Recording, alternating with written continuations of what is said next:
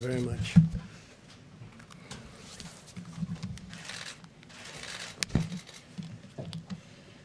This week, America continues our aggressive effort to defeat the virus. As we enter a crucial and difficult phase of the battle, we continue to send our prayers to the people of New York and New Jersey and to our whole country. But right now, New York and New Jersey are very hot zones, and we're with them, we're with everybody. Your struggle is our struggle, and we will beat this virus. We will beat it together. I also want to send best wishes to a very good friend of mine and a friend to our nation, Prime Minister Boris Johnson. We're very saddened to hear that he was taken into intensive care this afternoon, a little while ago. And Americans are all praying for his recovery. He's been a really good friend. He's been really something very special, strong, resolute, doesn't quit, doesn't give up. We have made tremendous progress on therapeutics. I had a fantastic call today, which I'll be talking about a little bit later. And I've asked two of the leading companies, these are brilliant companies, Ebola, AIDS, others, they've come with the solutions and just have done incredible jobs. And I've asked them to contact London immediately. They have offices in London, the major companies, but more than major, more than size, they're genius. And I had a talk with 4 of them today, and they speak a language that most people don't even understand. But I understand something, that they've really advanced therapeutics and therapeutically, and they have arrived in London already. Their London office has whatever they need, and we'll see if we can be of help. We've contacted all of Boris's doctors, and we'll see what is going to take place, but they are ready to go. But when you get brought into intensive care, that gets very, very serious with this particular disease. So the 2 companies are there, and with what they are talking about, and it's rather complex and has had really incredible results. We're working with the FDA and everybody else, but we are working with London with respect to Boris Johnson. Across the country, we're attacking the enemy on all fronts, including medical, scientific, social, logistical, and economic. We're pressing into action the full power of American government and American enterprise, and our military has been incredible. We've just sent 3,000 public health personnel. They're now deployed in the New York area, and they'll be over at the Javits Center, over at the Great Ship. And as you probably have heard, and I was informed that Governor Cuomo has already told you and announced, he called me up a little while ago and he asked whether or not it would be possible to use the ship with respect to fighting the virus.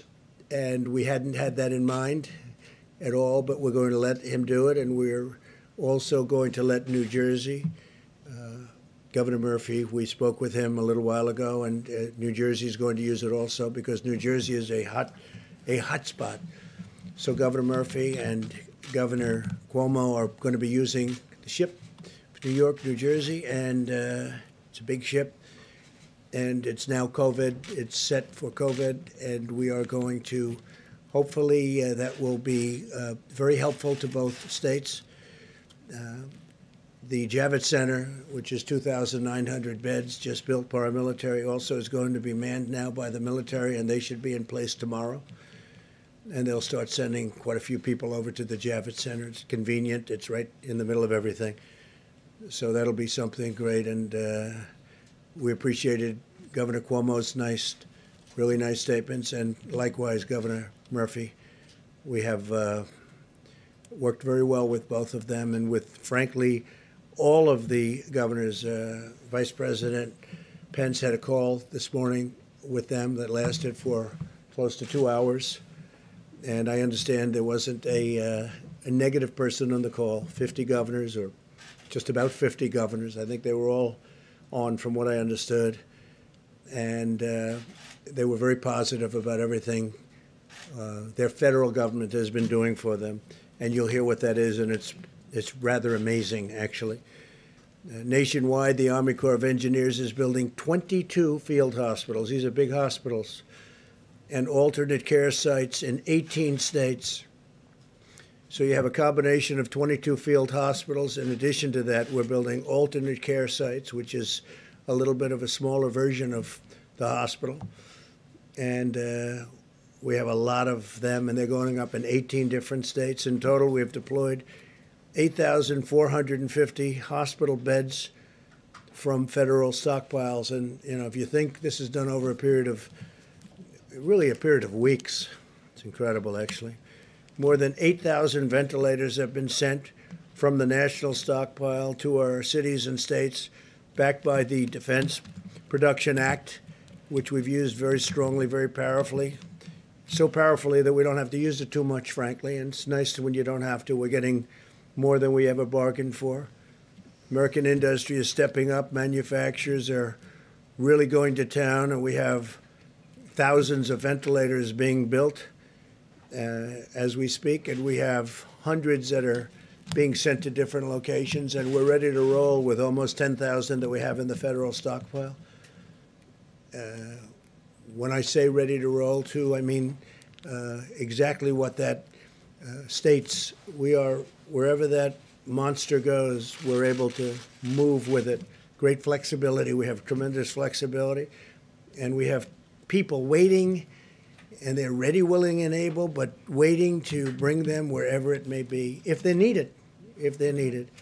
It's possible that they won't be needed, that we're fully stocked, because numbers are coming in where, because of what the American people are doing, we're having fewer hospital visits. I think that could be the case in New York. It could be the case in a few other states.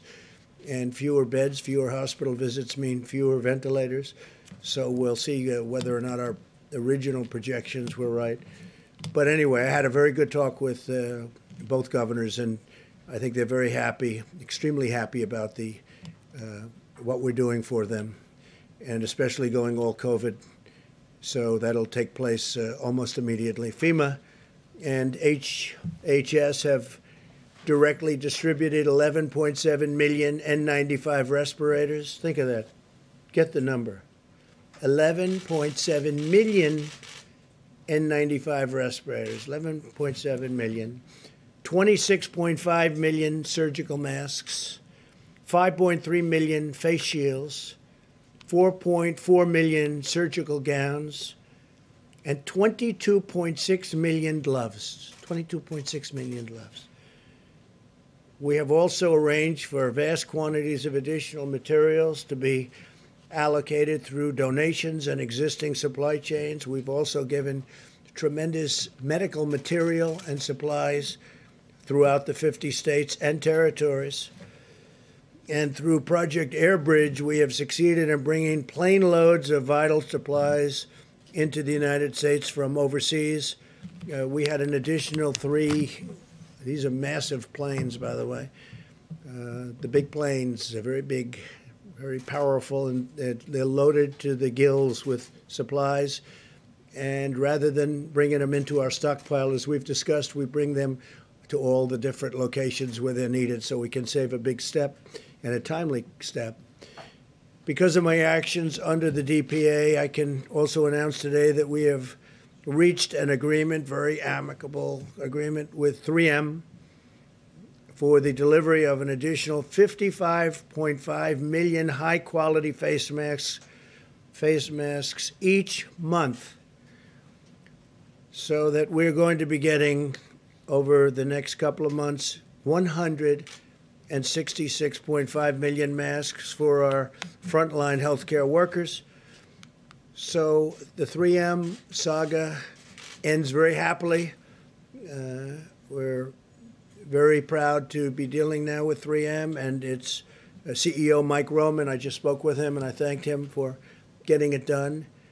And Mike was very happy to get it done. Great company. So we're getting 166.5 million masks, and mostly that's going to be for our frontline healthcare workers. Okay? That's 3M. Thank you, 3M. I also want to thank Apple, one of the many great American companies that's really leapt into action. Today, Apple announced that it is now producing plastic face shields for healthcare workers at the rate of 1 million per week. 1 million, and these are the shields that you see on television quite a bit, and they're at the highest level of quality and safety. We're grateful as well to Salesforce, which has donated 48 million pieces of personal protective equipment, including masks, gowns, suits, and face shields. So thank you very much to Salesforce. I urge all of our nation's governors to ensure that the massive deliveries that we've made to your states over the past few weeks are distributed as quickly as possible. So again, we're working very well with the governors. Now, they may see you and say, oh, we're not happy, but they're very happy on the phone. And Mike Pence is a straight shooter, and he had a great phone conversation to them with all of the governors, teleconference. And they're very happy, every one of them. Were there any negatives? No, sir. See? I told you. Mike is the greatest. Mike, and you have done a great job, Mike, and I appreciate it. The whole country appreciates it. Thank you, Mr. President. Anthony appreciates it, right? Don't you? See? Everybody appreciates Mike. Special man. So a lot of the things that we've done, again, are going directly to the states. The states seem to be very happy. If they're not, they can call me directly. They can call Mike directly, and we'll make them happy. But tremendous progress has been made in a very short period. And I think very importantly, the progress has been made before the surge comes, because the next week and a half is going to be a big surge, the professionals tell us. And I think we're in good shape for it, Anthony. So it's good timing, really good timing. We can have this stuff there. It's already there for the most part, but we're bringing a lot of different resources to the various locations, especially where the surge is looking like it's going to take place. Resources from the national stockpile need to reach our warriors, and they are warriors. I tell it all the time. I saw it again this morning. These young, in many cases older, but they're walking into the hospital and they're putting on, I mean, as their doors open, they're going into this place, and, you know, it's not exactly too safe. And they're going in there and they're putting the outfits on and they're putting their masks on, and it's incredible. It's like no different than you watch the war movies or you watch the old clips of war running up hills. To me, it's the same thing. Men and women, young and old, but a lot of young people just going in there. They're not thinking about, oh, gee, this is dangerous. They're not saying, oh, I don't want to go in. They're warriors. They're running through those doors. It's the most incredible thing. It's an incredible, beautiful thing. Resources from the national stockpile need to reach these warriors in the hospitals immediately, and we're making sure they do. And again, the states have that responsibility, but we're working with the states, and we're getting the states a lot of things that they can distribute, or when they tell us, we bring it directly to the hospital from the federal stockpile or from the planes that land, without even going to the stockpile. If any state's having difficulty distributing supplies, we urge you to use the National Guard to assist in the delivery. And I have to say, you have done a fantastic job. Deborah, you know that you've done great. Tony, you know that you've done great. But what a job you've done, and I appreciate it. I really do. Your whole group has been incredible. That's a lot of stars you have, I'll tell you that. He's supposed to do a great job when you have 4 stars, right? But the military has been incredible, and I thank them for all of us. Conversely, if a state believes that it has surplus equipment or supplies, very important, because we actually have gotten so much to some of the states that they're able to now. They've done a fantastic job, and they've kept that line low. And we have some states that have surplus equipment and supplies, and they're working with us to rapidly redeploy those supplies to areas of greatest need. We thought that might happen. If it worked out well, that's what was going to happen, and it's happening. And I want to thank Governor Gavin Newsom, who's doing a tremendous job, who's announced California will send 500 ventilators to be distributed to other locations. I think some are going to Arizona, some are going to Washington, D.C. We think they're going to Delaware. We're working it out. But 500 excess ventilators from the state of California, and we're going to get them taken care of wherever they have to go. Those decisions are being made right now. The members of the White House Task Force and I are in close touch with mayors and governors and hospital administrators across our country, and we're told that at the present time, most of the critical needs are being more than met. States have to continue sharing detailed information in the amount and utilization rates of medical supplies so we know what to resupply them, or they can get it directly. That includes ventilators. They can get it directly. Ideally, if they can get it directly, but if they can't, if they're unable to do it, we have tremendous amounts of supplies, and we're building it up very fast, too. And this is before the big surge.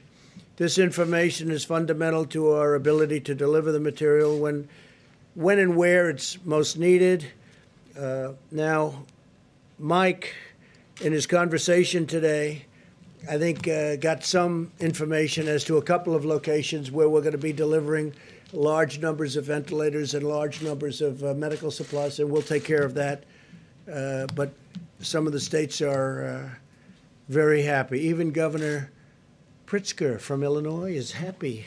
Of course, he may not be happy when he talks to the press, but he's happy. He's a very happy man.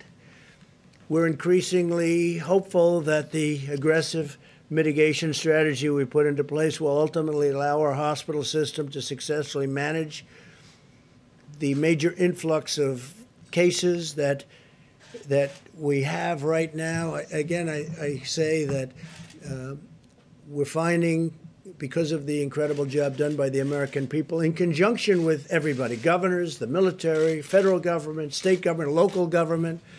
I've had a lot of conversations with New York City and Mayor de Blasio. I've gotten to know him. I didn't know him. Gotten to know him. And a lot of people are working hard. Everybody's working hard. A lot of people are doing a great job. I'll tell you that. A lot of people are doing a great job. But the goal is that all Americans have been sacrificing to achieve these last few weeks, things that a lot of people thought were not possible to achieve. And I think we've more than achieved, but we have to go through. Again, we're going to have a rough week. We're going to have maybe a little more than a week. But there's tremendous light at the end of that tunnel. I said it last time, said it last night. There's tremendous light at the end of the tunnel. There's so many things happening with therapeutics, with vaccines, with things that we really want. Deborah, Tony, they're all working so hard on this. But those therapeutics, I mean, look, the vaccines are going to be always a little bit later because of that testing period. But the therapeutics, getting the kind of things that I heard about today, talking to these brilliant companies and brilliant people on the phone was fantastic. It was such an incredible conversation. And I also spoke just a few minutes ago with former Vice President Biden, who called, and we had a really wonderful, warm conversation. It was a very nice conversation. We talked about pretty much this. This is what we talked about. This is what everyone's talking about. This is what they want to talk about. And he gave me his point of view, and I fully understood that. And we just had a very friendly conversation. Lasted probably 15 minutes. And it was really good. It was really good. Really nice. I think it was very much so. I appreciate his calling. As we continue our efforts to develop treatments and cures this afternoon, I spoke with leaders of the American pharmaceutical companies, and just to give you their names, Amgen, Genentech, Gilead, Regeneron. These are four of the greatest in the world for doing exactly what they're doing. And currently 10 different therapeutic agents are in active trials, and some are looking incredibly successful, but we have to go through a process. And it's going to be a fairly quick process, I will tell you, based on what the FDA told me. And another 15 are in plans for clinical trials. So they're advancing rapidly. And today, a second company announced that the FDA has authorized its vaccine candidate to begin clinical trials. So you have Johnson & Johnson is already there. I believe they're the one that's first. And now we have a second company that just announced, and was just approved. So we have two companies at that level for the vaccine itself. We've now performed 100, well, if you think of this, 1.79 million tests. That's 1,790,000 tests nationwide. And I think we're going to put up a screen here someplace. Good. They're on cue. They're just on cue. And here it is. This is the process starting on 5 March and ending right there, right about now, right? That's about it. Yesterday. So, and it's going up at a rapid rate. Nobody has done more testing. And one of the reasons why they say, and I think I can say this, Deborah, very strongly, but one of the reasons that we have more cases is we've done more testing. If I went to some of these countries that have, in my opinion, far more people than we do that had the problem, and if we did the kind of testing proportionally that we're doing, they'd have many more cases than us. But we have more cases because we do much more testing. So when you do the testing, you have cases. Otherwise, you wouldn't know about the cases. People sit home, you don't know about it. But we have now done 1,790,000 tests nationwide. That's more than any other country in the world. Hence, we have more cases. And that number is growing by nearly 125,000 people per day. Think of that one. So it's growing by 125,000 people per day. I told you about South Korea. This is a, vastly faster. And we also have, they say, the most accurate of tests. CVS is launching, and they've been great. 2 new drive-through testing sites in Atlanta, Georgia, and Providence, Rhode Island. And each location will be able to test up to 1,000 patients per day using the ultra-fast 5-minute test developed by Abbott Labs. Now they're down to 5 minutes. They call it the ultra-fast, and it's very accurate. Abbott Labs, I want to thank them. They've been fantastic. We're also speeding urgent economic relief to the American worker and families and the employers. As of today, tens of thousands of small businesses have applied for more than $40 billion in relief under the Paycheck Protection Program. You've all been reading about it, and it's really, it's only been going for a couple of days. It's really been performing well. A couple of little glitches, minor glitches that have already been taken care of, what they say. These funds will result in nearly 2 million jobs being preserved, so we're taking care of our workers, small businesses and our workers. Nearly 3,000 lenders have already made loans under the program, and we're signing up additional lenders very quickly, rapidly. Community banks have been very responsive, and larger banks are also stepping up. If we run out of funds, by the way, we're already preparing because it's going so fast for the small businesses and their employees. We'll ask Congress to refill it immediately.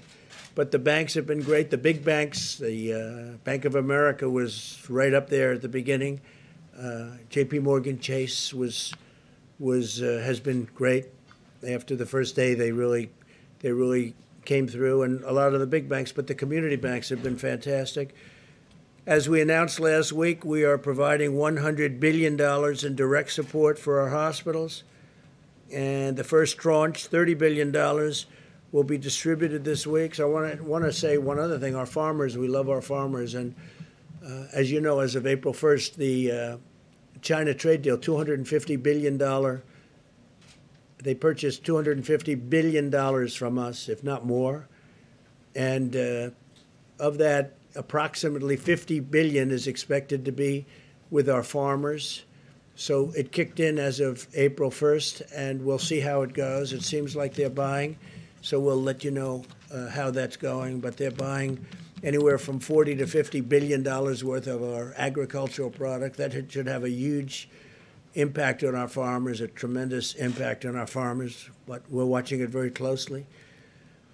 To fight the medical war, we've mobilized the unbeatable, and it is unbeatable, strength of American determination, ingenuity, and compassion. I got to see that when I spoke to the great science, because I call them science companies more than drug companies. They're scientists. We've seen businesses, charities, and private citizens making generous donations. So many people are making donations. We've seen states and cities supporting and helping each other and caring for our citizens. And we've seen Americans of all backgrounds and beliefs uniting together to answer the challenge and rise to the moment, and that's what they're doing. Above all, we've been awed and inspired by the exceptional courage of the doctors, nurses, EMTs, and healthcare workers who are the soldiers of this war. No words can ever express the complete measure of our gratitude for these intrepid heroes.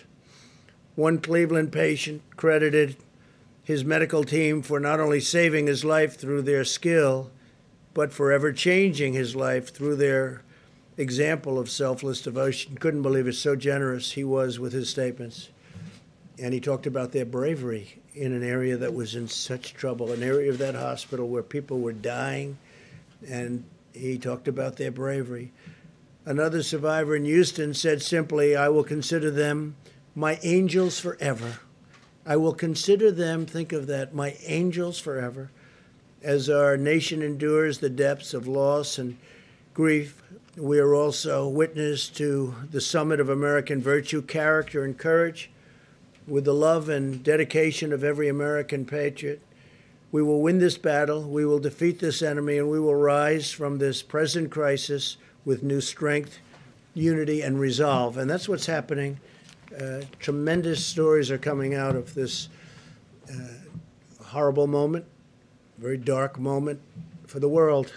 182. I was saying 151 for a while, and then it got up to 160, and it's 182, as I announced yesterday. 182 countries are being attacked by this virus.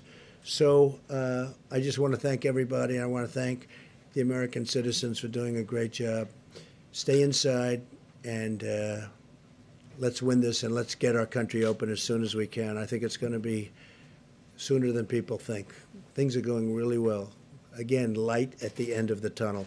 And with that, I'll take a few questions, and then Mike is going to take over and talk with the Admiral and with the professionals, and we appreciate you being here. Yes, please. Thank you, Mr. President. You mentioned that you were asking U.S. drug companies to provide treatment to the British Prime Minister. What sort of treatment is that? Is that something that is available well, to it's the a American very, public? yeah, it's a very complex treatment of things that they've just recently developed and that they have a lot of experience with, having to do with something else, but recent for this. And they'll be, they've already concurred, they've already had meetings with the doctors, and we'll see whether or not they want to go that route.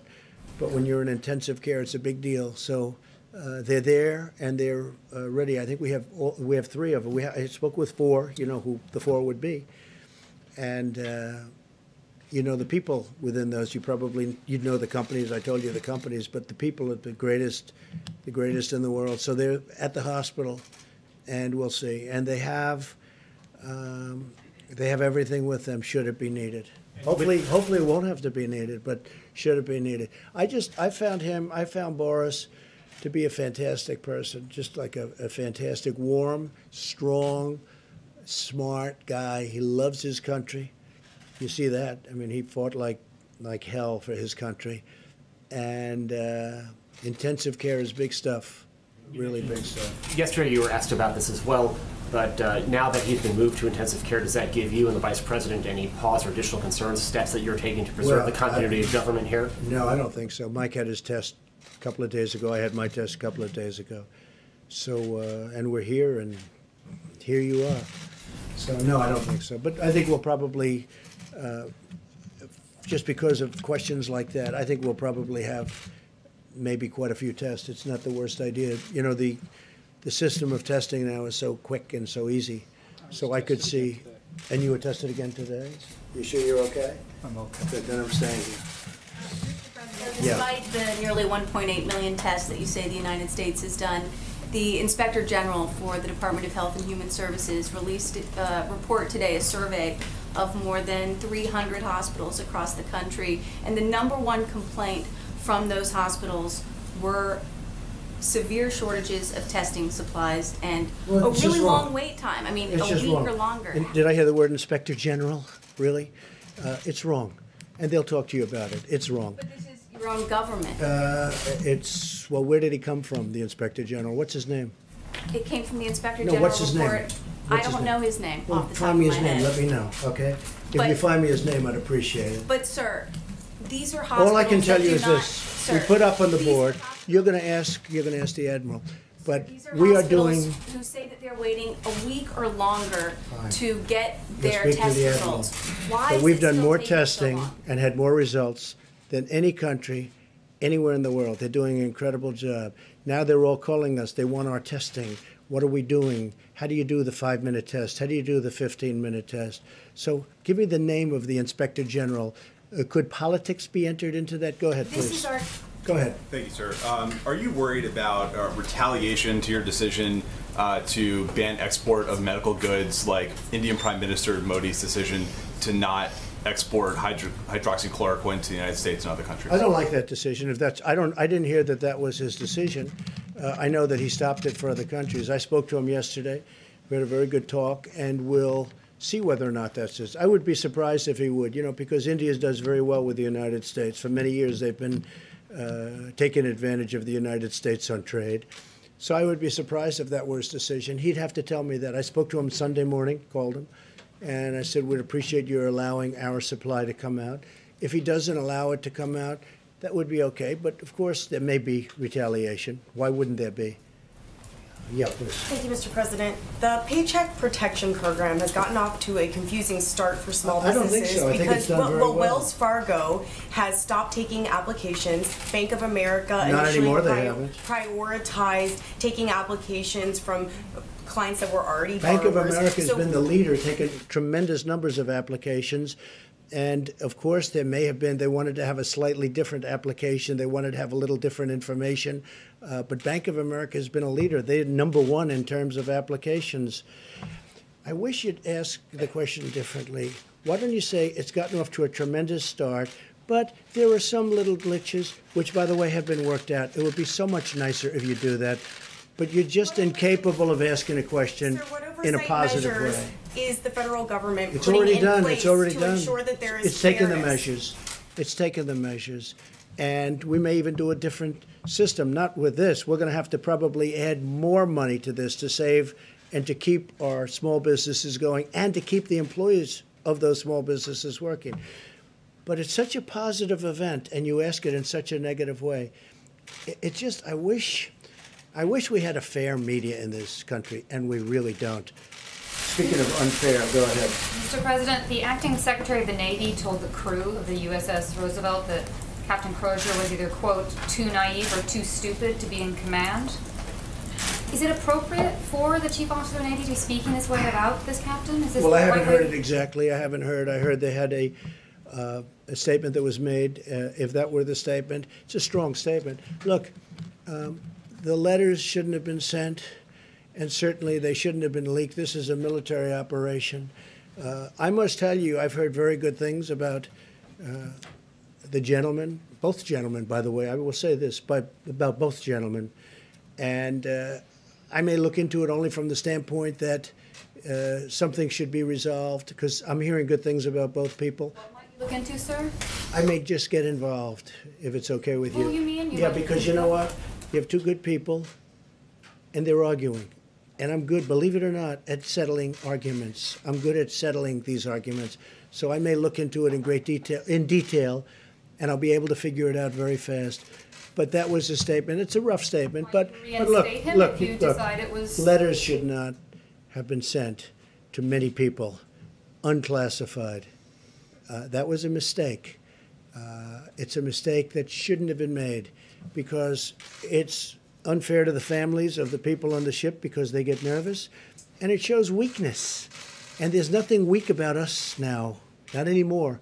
We have the strongest military we've ever had, and we're not going to be showing weakness to anybody, because we have, that ship is incredible, nuclear-powered aircraft carrier, and we don't want to be writing letters. We don't want to have letter-writing campaigns where the fake news finds a letter or gets a leak. We don't want that. So the letter, excuse me, so the letter shouldn't have been sent. With all of that said, his career prior to that was very good. So I'm going to get involved and see exactly what's going on there, because I don't want to destroy somebody for having a bad day. Okay, does that make sense? Okay. Yeah. Mr. President, Vice President Biden's spokesperson said that he made some suggestions to you about actions that you could be taking to deal with the pandemic. He did. We had a very good talk. We agreed that we weren't going to talk about what we said, but we had a very, very good talk. It was a warm talk. I enjoyed it. I hope he enjoyed it too. And it was short. It was 15 minutes. Did he have good suggestions? Anything that you're going to do? Well, he had suggestions. It doesn't mean that I agree with those suggestions, but certainly he had suggestions. And I also told him some of the things we're doing. But the conversation was a friendly, very friendly conversation. Yeah, please. Thanks a lot, Mr. President. You've mentioned, other members of your task force have mentioned, over the course of the next 2 weeks, it's going to be a very difficult time for our country in terms of fatalities. And it will be a difficult week and a half. And there are a number of governors who are close allies of yours, Mr. President, who have refrained thus far to have these stay-at-home orders. And Dr. Fauci, who of course is on your task force, has said that the states that don't have stay-at-home orders are putting themselves at risk and the country well, at risk. If Dr. Fauci said that, I would be inclined to call them up. You know, we do have a constitutional problem in doing that. You understand that? I mean, there's a double-edged sword. You understand? I can do it, but it is a constitutional. You can say federalist. You can say there's lots of different reasons where I would rather have the governors do it, make their own determination. They're smaller, and not in all cases, but sort of they're smaller cases. But I'm not sure 100% that Dr. Fauci said that, but you can ask him. Tony, you want to say something? Please. So I had good conversations with the governor of Nebraska and the governor of Iowa here, and it's interesting that functionally, even though they have not given a strict stay-at-home, what they are doing is really functionally equivalent to that.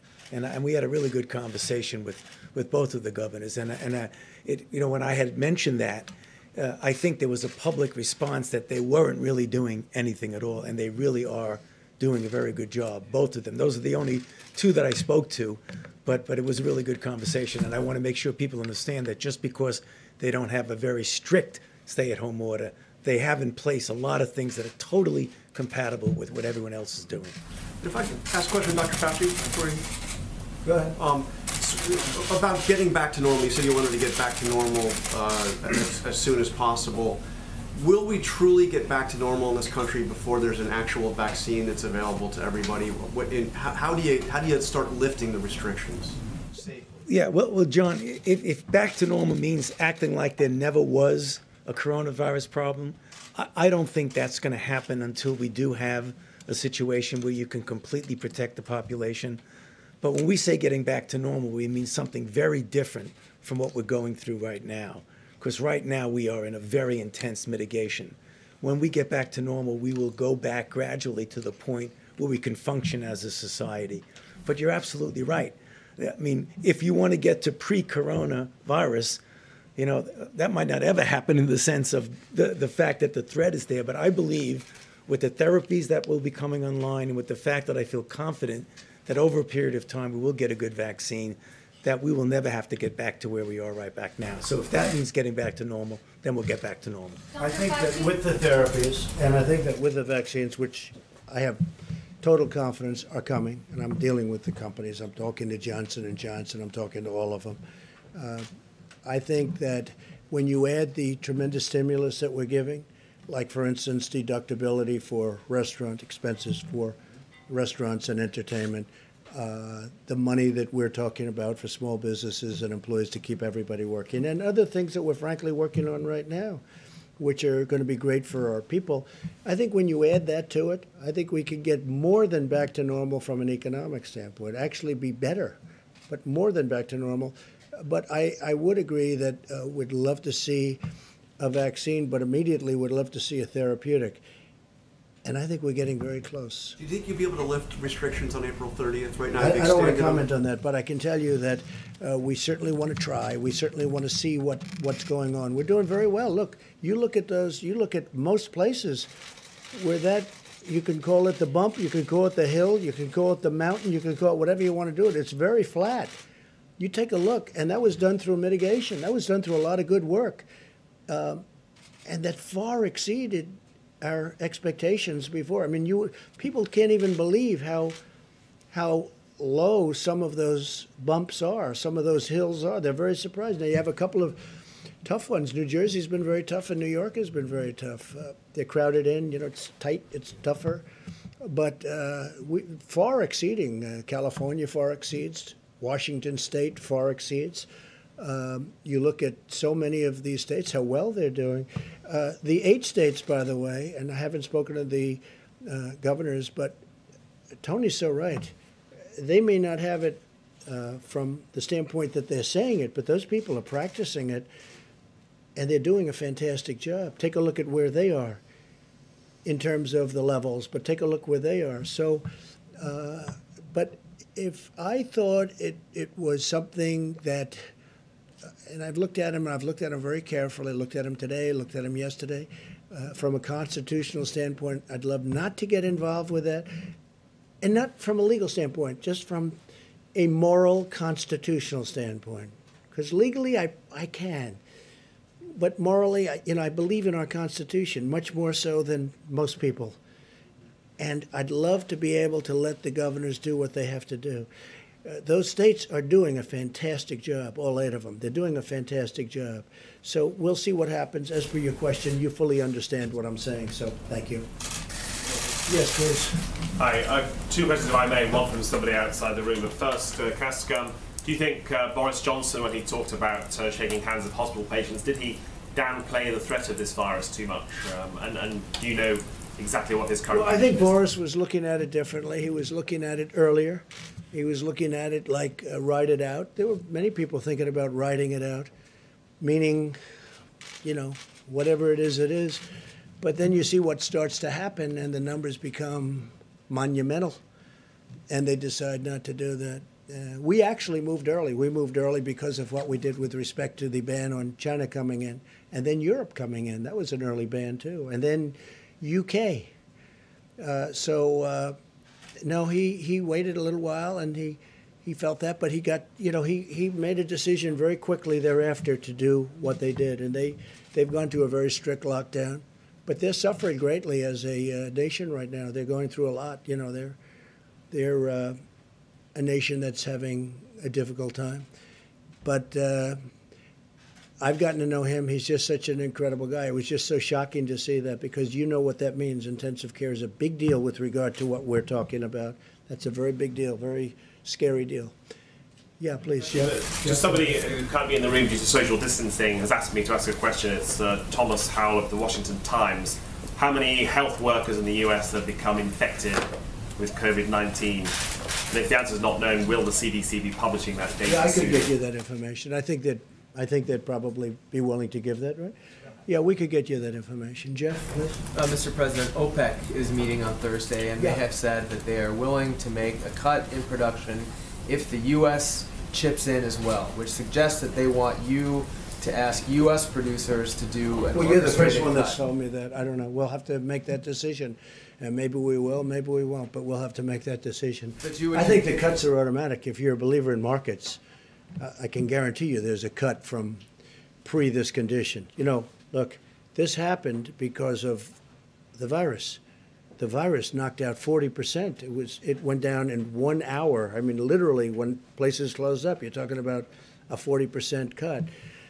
No, I think it's happening automatically, but nobody's asked me that question yet, so we'll see what happens. I'll let you know on Thursday evening. All right, that's the deal. Okay. But you would consider asking U.S. companies to Well, I think reduce... it's automatic because they're already cutting. I mean, if you look, they're cutting back because OPEC is asking it's market, for it's demand, it's supply and demand. They're already cutting back, and they're cutting back very seriously. But if OPEC is asking for a signal from Well, the nobody's US, asked me that, so if they ask me, I'll make a decision.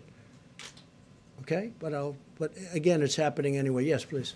In light of all the discussion about Prime Minister Johnson and his health, can you update us on the status of the second half of your physical that you were going to have this year?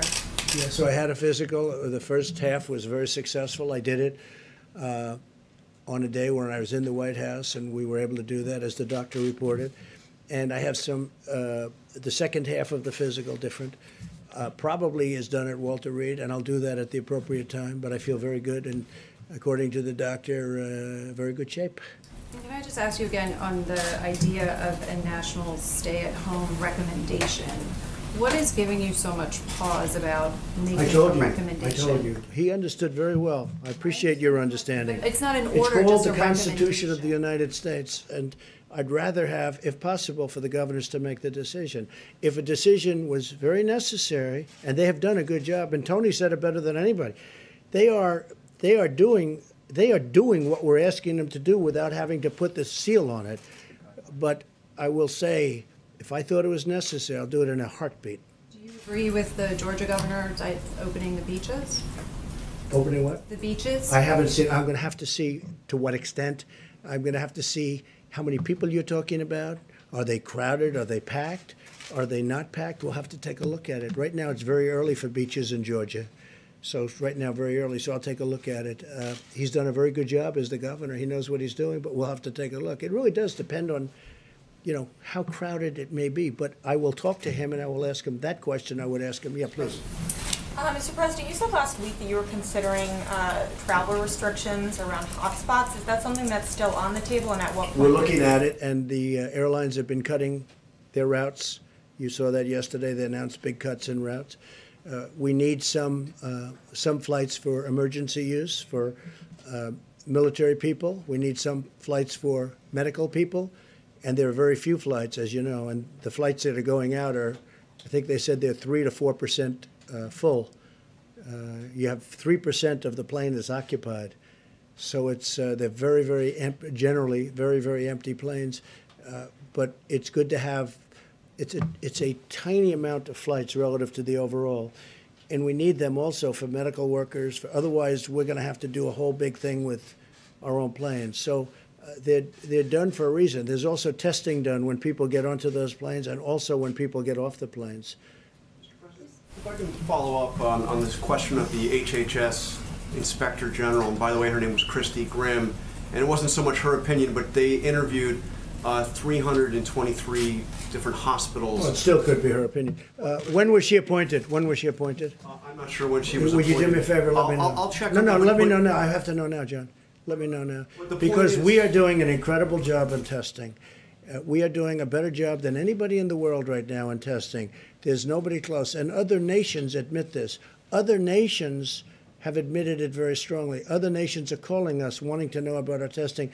Let me know when she was appointed, would you? Specifically, Go ahead, what please. she was saying was that there had been a delay in the Okay, thank you very much. Go ahead, Chris. Thank you, Mr. President. Only last week, there were multiple flights coming from China full of medical supplies. Yes. Companies like Huawei and Alibaba has been donating to the United States People I know very well. 1.5 million N95 masks, and also a lot of medical gloves and much more medical supplies.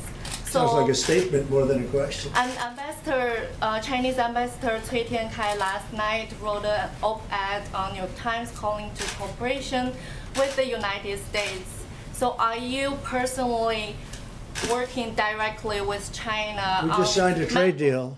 Also fighting with the It's virus? the biggest deal probably ever made. And I hope they're going to honor that trade deal. If they don't honor the trade deal, then I'll tell you a different answer. But I think they will. They're going to spend billions of dollars for agriculture. They're going to spend billions of dollars for many different things, whereas China never spent money in our country. We spent money. We had a deficit, a trade deficit with China for years of $500 billion, $400 billion. We had the biggest trade deficits in the history of the world with China. Now China's going to spend a lot, has agreed to spend $250 billion, many billions of dollars in our country, much of it going to farmers and manufacturers. So I'll let you know. I mean, I hope they're going to honor the deal. We'll find out. With China, are you cooperating with I don't China? know. Who are you working for, China? You work for China, or are you with a newspaper? Kong. Who are you with? Hong Kong Phoenix TV. Who owns that, China? It's Is it owned by based in China? Hong Kong. No, is it owned by the state? No, it's not. It's a private owned company. Okay, good. Okay. Look, I'll let you know. I'll give you a good answer to that in a few months. I wanted to see what they do. because it's time for them to help us, okay? It's time right now for China to help us, and hopefully they do. And if they don't, that's okay too. But we signed a deal. It was signed with great goodwill and spirit, and it's time that our farmers benefited, our manufacturers benefited, and we'll see whether or not that deal is honored. And I think it will be, because I know President Xi, who I like and respect, and I think he will honor the deal he made with us. It just went into effect 4 days ago. I will see whether or not. In fact, I called up just a little while ago. I said, how are the farmers doing with respect to China? Are they buying the product as anticipated? And the answer was, yeah, I think so. But it wasn't the most positive, but it was starting. The deal just started. So I'll let you know. But, for many, many years, China ate our lunch because we had people in this position that I'm in right now that allowed China to get away with absolute murder. And it should have never happened. But we are now dealing with China. We'll see what happens. Yeah, Mr. President, wait. I'll tell you how when many she do was you appointed. want? How many do you want to ask? So I was going to answer your question you asked me. She was appointed in January of this year to her current position as the Principal Deputy Inspector General. We're going to take a look at it. Go ahead. I know you don't want to talk about... On the issue Don't interrupt. on the He's issue of talking. small business loans, sir, you said that businesses have applied for $40 billion in loans, but can you tell us how much of that money has actually gone out to the small businesses? I can't tell you, but I know it goes out very quickly once the loan application's approved, and the process is very fast. And you have to understand, these are banks, and that's what they do, but they were swamped. They were actually swamped. Okay, go ahead. I know you don't want to talk about the Inspector General report, but testing is still a big issue in this country. When can hospitals Put the expect? slide up again, please. When can Just put it up. hospitals expect to receive a quick turnaround of Are you these ready? test results? Are you ready? Hospitals can do their own testing also. States can do their own testing. States are supposed to be doing testing. Hospitals are supposed to be doing testing. Do you understand that? We're the federal government. Listen to me. We're the federal government. We're not supposed to stand on street corners doing testing. They go to doctors. They go to hospitals. They go to the state.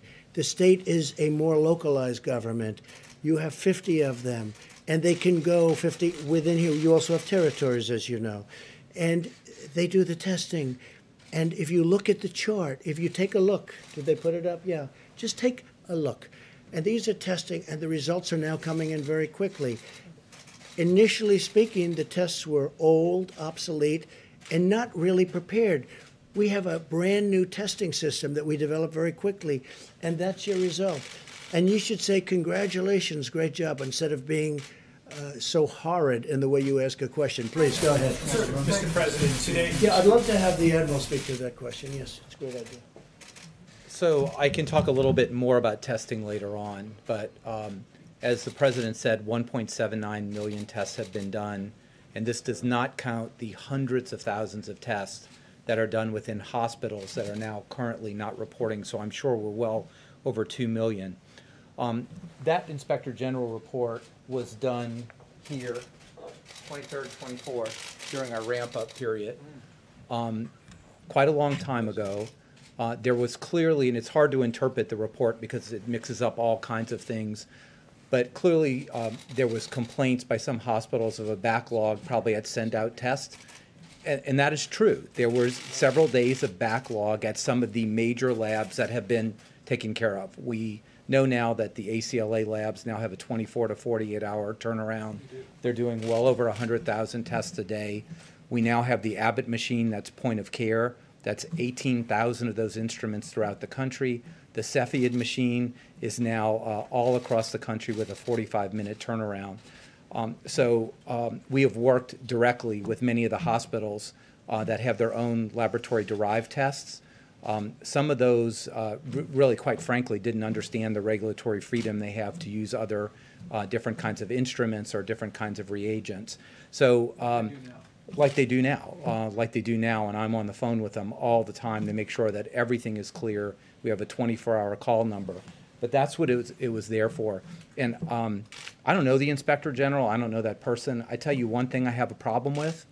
If there was such a problem that she knew about or he knew about on March 23rd and 24th, why did I find out about the tests from them He's the one in charge. on the news media at 8 o'clock this morning. If there was a problem, I think you're ethically obliged to tell me where that is so we can interact with it like I do every single day. But that's a discussion for the future. I think testing is really in a good position right now, and I'd be happy to expand on some of the really good tests that are coming up. How long has that person been in government? Could I ask you that? Did serve in the previous administration. Oh, you didn't tell me that. Oh, I see. You didn't tell me that, John.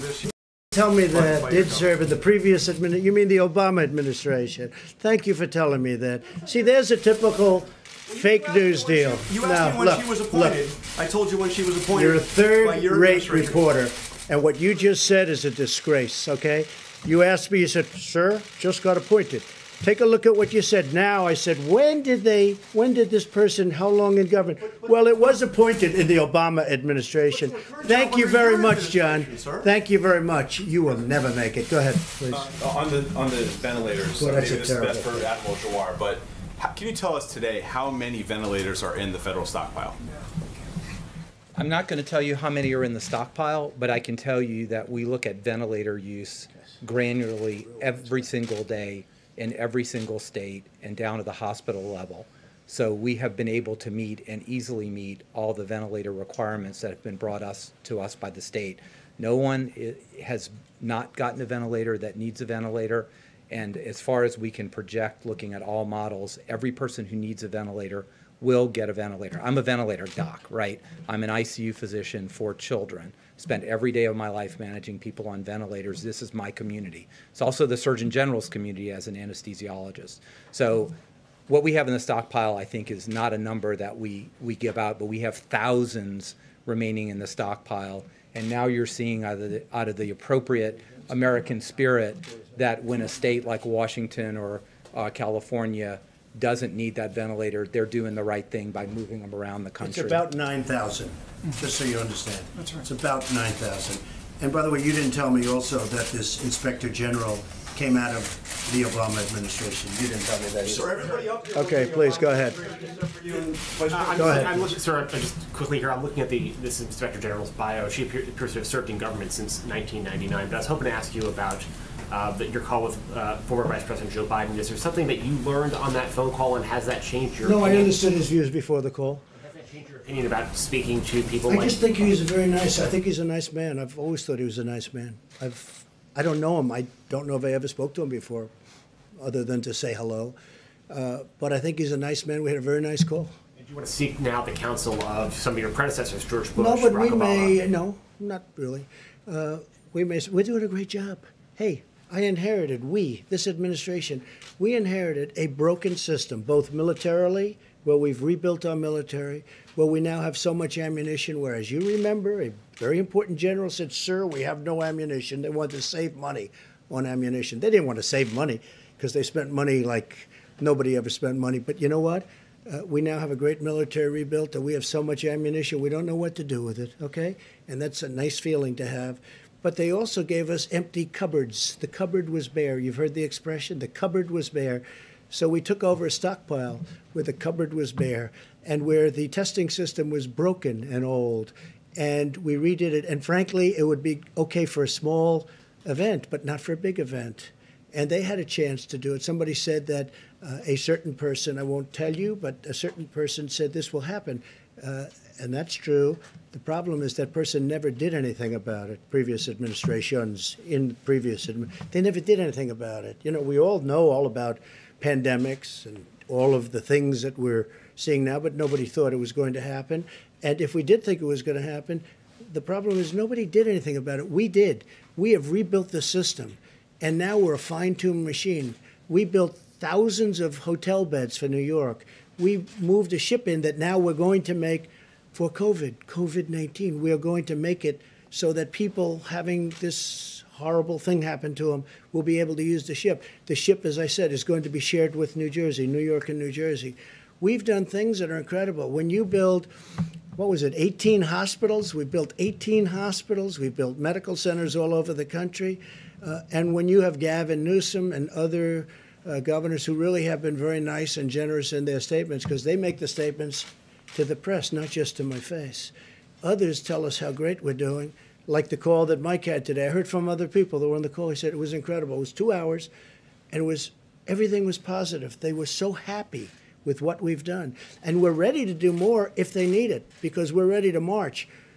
The Admiral can tell you, we are sitting there with 9,000 ventilators, and we're ready to march when we see that we can move very quickly. As soon as we see that need, we can move very quickly. We're ready to march. We built a great system.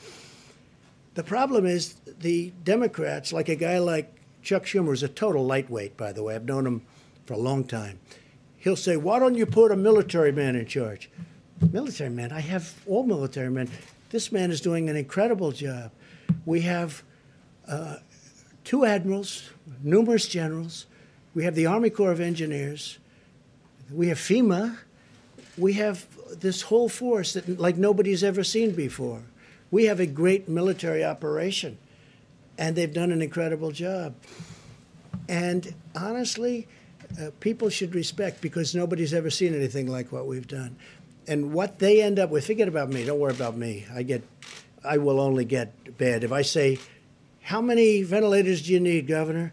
1,000 would be great. I said, nope, I'm going to send you 10,000. And then you'll call up from the media. You'll say, how did Trump do? We're not happy. He didn't send us enough ventilators. Because that's called politics. But if you look at what's happening, and I'm even surprised, the governors are saying all good things, but the Democrat governors, and a couple of rhinos, frankly, they're rhinos, that's all they are, one rhino in particular, but the governors are saying great things. He had a call that lasted 2 hours today. I heard about the call, not just from Mike. It was a perfect call. Now, I'm sure you were on the call, even though you're not supposed to be. I'm sure you were on the call, meaning some of the media was on the call, because they're constantly reporting the call. If they're honest, they will say it was a great call. Okay? Okay, next question, please. Mr. President? Here we go.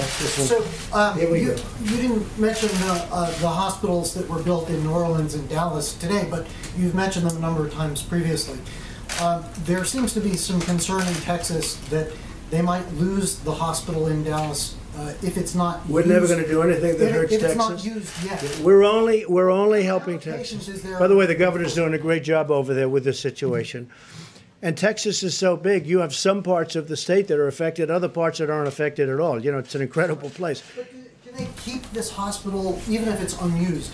Or is the federal government going to shift those resources elsewhere? No, we're going to use whatever we need, and we're doing it totally in conjunction with the governor. Okay? We're doing it in conjunction with your Texas governor, who's done a fantastic job. Great. Governor Abbott also has set up checkpoints at the border to check people coming in from Louisiana. We've seen checkpoints in Florida, other state borders. Americans Very few people are coming through our border, and you'll be happy to know we're up to mile 161 of the wall. Internal borders between states. Oh, I see, Americans okay. are not But used on the to border seeing- between Mexico, we have 161 miles of wall. About internal borders. Okay. Americans they're not used to seeing border checkpoints between states. How much longer, and is that something that states have to clear with you? First, you want us to call 8 governors and tell them to do something. And then you're complaining that another governor is so strict that he actually checks the borders. I understand why he's doing that, because he knows who he has, and he doesn't want people coming in if they should maybe, not be to the liking of the doctors. No, I think look, he's done a great job. He's done a great job with this case, as have many other governors, but he's done a great job. One of the things I thought you were going to say is we've been very tough on our southern border, as you know, very, very tough. And part of that's because of the fact that we have so much, when you talk about 160 miles of new wall, nobody's coming through that, nobody, not even close. And we're building it rapidly. We will have, early next year, we'll have close to 500 miles of wall, which is what our goal was. You mentioned Senator Schumer just a moment ago. He had a conference call today, and he said that he believes that a COVID-4 relief bill will be necessary. Do you share that belief, and what would be contained in such a bill? I don't know necessarily, but I certainly want to listen. And what I want to do is 2 things. A real infrastructure, not a Green New Deal, the carbon footprint. I'm not looking for the carbon footprint. We want to put people to work. But and frankly, for so many years, we've let our infrastructure go to hell because we were wasting all our money in the Middle East and other places, okay? I want to rebuild our country. I don't want to rebuild. We're tired. We've rebuilt, if you call it that. We're destroyed, frankly. What we've done is so crazy. What we have done, the direction that this country has taken is so sad. But we're in the Middle East for $8 trillion. And if you want to fix a pothole in a highway, you can't do it because they don't want to give you the funds. So we want to have an infrastructure bill, a real one, like in the vicinity of $2 trillion to completely rebuild our roads, our bridges, our highways, our tunnels, everything. And I'm totally open to listening to that. I'm also open to listening to and even putting forward, because we're going to be putting something forward, more money for our citizens because they've gone through trauma. This has been trauma. This came out of nowhere. And I say it and I'll say it again, we had the greatest economy in the history of the world. We had the most people working in the history of our country, almost 160 million people, far more than ever before. And then one day our professionals correctly came to us and they said, sorry, sir, we have to close down our country. And I said, say it again. Say it again. We have to close down our country. And the entire world closed down because of this hidden enemy. No, we're going to take good care of our people. It was not their fault. Dr. Birx, to clarify something that she said on Saturday, Go ahead. Yes, please. May I ask Dr. Birx to clarify something that she said on Saturday? If I may, Dr. Birx, this is a question that comes from a radio colleague of mine, Tamara Keith. And on Saturday, it sounded like you said that for the next week, people in high-risk areas should not even go to the market or the drugstore. Is that what you meant to say, or is that accurate? You know, out of respect for every single healthcare worker that's on the front line, whether they're a nurse, a doctor, a respiratory therapist, the phlebotomist, the persons who come in the rooms to clean, you know, out of respect for them, we as Americans should be doing everything possible. And what I meant was, if you can consolidate, if you can send one person, the entire family doesn't need to go out on these occasions. We really need, this is a highly transmittable virus. We've been saying that we want every American to know that what they're doing is making a difference, but we need to have solidarity of commitment from everyone to really, so, you know, maybe once every 2 weeks we can do a grocery store and pharmacy shop for the entire family. So it was really about, we have to do everything we can. I know I see on the TV stations the level of human suffering in the hospitals.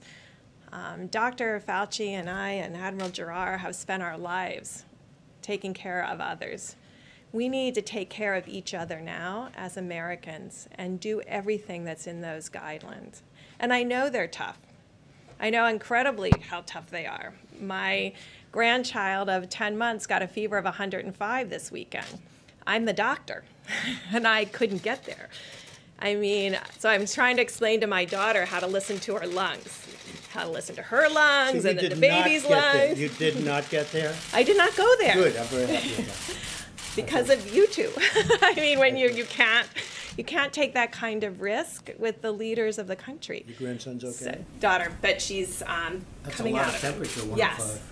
But, you know, we're all, and that's just an illustration that I know you all are making sacrifices, and I guess I want everyone to take this seriously. So that was really a call of seriousness of how important this is and how we're starting to see the impact, but you can see what can happen when you come at this a little bit too late. And that's why the message, before you see it, before you have to see your hospitals and your emergency rooms overwhelmed, it is on us as a member of this community, of this country, to do everything possible to save one another. And so that was really what I was saying, and I will continue to say that, because I do believe it's making a difference. You can start to see it making a difference, but we have to do even more right now, because that will predict where we are 2 or 3 weeks from now. Thank you, Deborah. And it is making a big difference. I saw where Governor Cuomo was a little bit upset today over the weekend. A lot of people outside, and they were pretty big groups of people. I saw that. I noticed that, and he wasn't happy with that. And I could understand that. Look, we have a short period of time. Hopefully it's a short period of time to go. And let's get it done. Let's get it done. Kristen, did you have a question? Yes, I did. Thank You're you. so Quick quiet. follow to, just got here, apologies. Because you have your own show. No.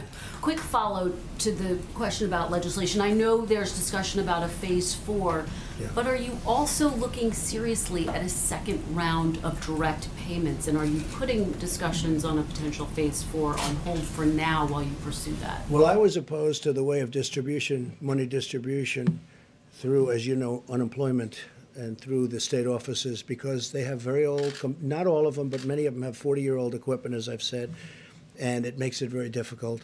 But that's what they're looking, that's what they want to do. That's the way it's mandated to do. I thought it would be better if we did a direct payment system, but the Democrats really wanted it, and I think they had some help from a couple of people that I would have, had I spoken to them, I would have convinced them otherwise, I really believe. But it's getting out, and the federal government has done its job. All we can do is give this massive amount of money to the states. The states then are responsible to distribute it, a little bit like we're talking about here. But the money will be right on time from the federal government. Then the states have to do their job in getting it out. There need to be a second round of those payments. We could very well do a second round of direct. I would do it direct. Is that under serious discussion right now? It is absolutely under serious consideration. And in terms of Chuck Schumer, he also said he spoke to your chief of staff about potentially appointing a czar to oversee the supply chain. Is that something that you would consider doing? But we have people that are so talented. I know the people he suggested. They're wonderful people. They worked here. They're wonderful people. He's just doing that because it's politics. Because you know what? Right now, we have many, depending on what. In terms of testing, this gentleman right here. You know who the point person is? This gentleman right here. He's the one in charge of the task force. But Mike, you may want to tell him about them, because this is really a military operation. Mr. Vice President, in terms of the supply chain. Let me answer your first question, if I may, because it's a very good question, and I spoke to Senator Schumer night before last about just that. When the president signed a declaration of national emergency, he stood up FEMA as the lead agency implementing his policy to marshal a whole of government response. And under FEMA, we provide federal support. The state manages the healthcare response, and healthcare providers and first responders implement that response on a local level. Our lead on this issue in implementing it is Administrator Pete Gaynor. But the man managing all of the supplies, and you heard a presentation this weekend about our air bridge, what we also call the control tower. We literally, with Admiral John Polovchik at the helm of our logistics effort, we have visibility now on all the supplies that are moving across this country and into this country from around the world. It really is extraordinary. I mean, when the president tapped FEMA to lead this effort, we essentially wanted to say, we want to organize this in a military fashion. And we tapped really someone who is widely regarded as the #1 supplies and logistics military officer to do just that. He really is an extraordinary individual. Admiral Juar has known him for a long time. And to be working with Admiral Polovchik, we speak every morning. Our team reviews the data. We go over that with Administrator Gaynor and Admiral Polovchik. We talk about an extensive team that's identifying supplies around the country and around the world. And then, as we were explaining to governors today, we work with the requests that are coming in from states with a priority on the areas that are dealing with widespread outbreak, like the greater New York City area, New Jersey, Louisiana, focus on Detroit, focus on Chicago and Illinois. And then what Pete Gaynor and Admiral Polovchik are doing is directing those commercial distributors to send the resources directly to the front lines of the battle against the coronavirus. It is an extraordinary system. And as I explained to the governors today, as I've explained to congressional leaders, who've made what I think is a good faith recommendation, that we organize this in a manner of military logistics. It's exactly what President Trump has done. and it's what we're doing every single day to make sure that healthcare workers, to make sure that the states that are dealing with a widespread outbreak of coronavirus can be confident that we're going to spare no expense, leave no stone unturned, and use this extraordinary apparatus centered in FEMA to get the people of our country what they need when they need it to battle the coronavirus. And Kristen, when Schumer makes a statement like that, he's only doing it for politics. He knows. We have the best generals, the best admirals, we have the best people. These are incredible leaders. These are vibrant people. They've done such a good job. And again, you'll get a tape of the conversation because I'm sure some of the governors probably had their favorite reporter listening to the conversation, even though they weren't supposed to, but that's happened before. Just so you understand, we had a call today that was a beautiful call, everybody friendly, everybody happy. They also know in some cases we'll get them a little bit more, and if they need it, we'll get them a lot more depending on where this monster is going. But when Schumer does that, take a look at the past. Well, you know, you're going to have to tell me who. They certainly don't. Well, yeah, some Democrats, because they view this as a campaign issue. They want to make Trump look as bad as they can because they want to try and win an election that they shouldn't be allowed to win based on the fact that we have done a great job. We built the greatest economy in the world. I'll do it a second time. We got artificially stopped by a virus that nobody ever thought possible. And we've handled it, and we've built a team, and we've built an apparatus that's been unbelievable. Take a look at the swine flu, right? That's H1N1. Take a look at that. And it's not the other way around, by the way. It's H1N1. You know what I mean by that. Take a look at the swine flu. It was a disaster. 17,000 people died. The other administration, they didn't even know. It was like they didn't even know it was here. And that was peanuts compared to what we have in terms of the power, the magnitude of what we're going through. This is attacking 182 countries simultaneously. So Schumer's just all about politics. I've known him almost all of my adult life. And he's a disgrace. In many ways, he's a disgrace. And he knows it's done. He just wants to do that. But he knows the job we're doing. Everybody's amazed at the job we're doing. And the public is starting to find out. One of the reasons I do these news conferences, because if I didn't, they would believe fake news. And we can't let them believe fake news. They see us up here. They see us with admirals. They see us with this talent. They see the job that Mike Pence has done, which has been an unbelievable job, an unbelievable job. I put him there. I thought he'd do well. He did great as the governor of Indiana, and I thought Mike would do well. He's done much better than well. And he gets along with people, I think, much better than I do. Because I like people being 100. Mike can put up with things that sometimes I say it's amazing that he can put up with it. But he's done an incredible job, and so has the entire team. This is a military operation. And again, we built 2,900 beds in Javits Center. We build medical centers in New York. In Chicago, we built 1,000 beds, much more now, in McCormick Place. That's their big convention hall, the equivalent of Javits Convention Hall. Big McCormick Place, fantastic place. By the way, the mayor of Chicago, at least on the phone, is extremely happy with what we're doing, thanking us, has a great relationship with Mike, thanking us. And I just wish the politicians would say to you what they say to us, really. And it's a good question. Do you have one? Yeah, please. Yes, Mr. President. And we'll get to a national security question and then a question about Governor Cuomo. The national security front, to the extent that you can comment on this, your administration is making heavy preparations to move against the cartels in Latin America right now. And could you said expand, Latin America? Yes. Yes. Could you expand on the reasoning of why now? Are there supply and logistics especially weak? Is it political? Yeah. What's the reasoning? It's a good question.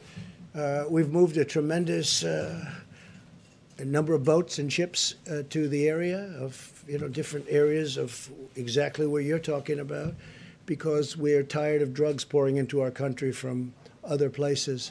And we're tired of seeing drugs pouring into different parts of Latin America, South America, and just coming into our country. Now we've got them stopped at the border, and they're trying to do it by sea. So we stop them at the border and frankly, with the help of Mexico. Mexico right now has 27,000 soldiers on our southern border. They never had any soldiers. They're doing that because I've asked them to do it. That's the only reason they're doing it. They have 27,000 soldiers. So now they're trying to bring it in by boat and by ship, the drug lords and the people doing drugs and trying to destroy our country from inside with drugs. And we're hitting them very, very hard. And that's why we're doing it. Activities that U.S. assets are targeting, or Say it? is it beyond narcotics? Are there other illicit activities that Well, U.S. assets are there targeting? are the activities of human trafficking, and especially with respect to women. And as you know, proportionally, it's mostly women. And it's a horrible thing. It's a horrible thing. And there's never been a time like it. And it's because of the internet. And this is all over the world. But for the most part, they're coming through, in this country, they're coming through the southern border, but we're hitting them very hard. They have tremendous illegal trafficking in women and children also, but mostly in women. And it's illegal, and it's horrible, and it's disgraceful, and I've seen things that are an absolute disgrace, and we're trying to knock them out, and we're knocking them hard. And again, I want to thank the president of Mexico because he has really stepped up to the plate. 27,000 soldiers. They've never had any soldiers on our border. And I did that because the Democrats will not approve anything to stop, because they want to have open borders.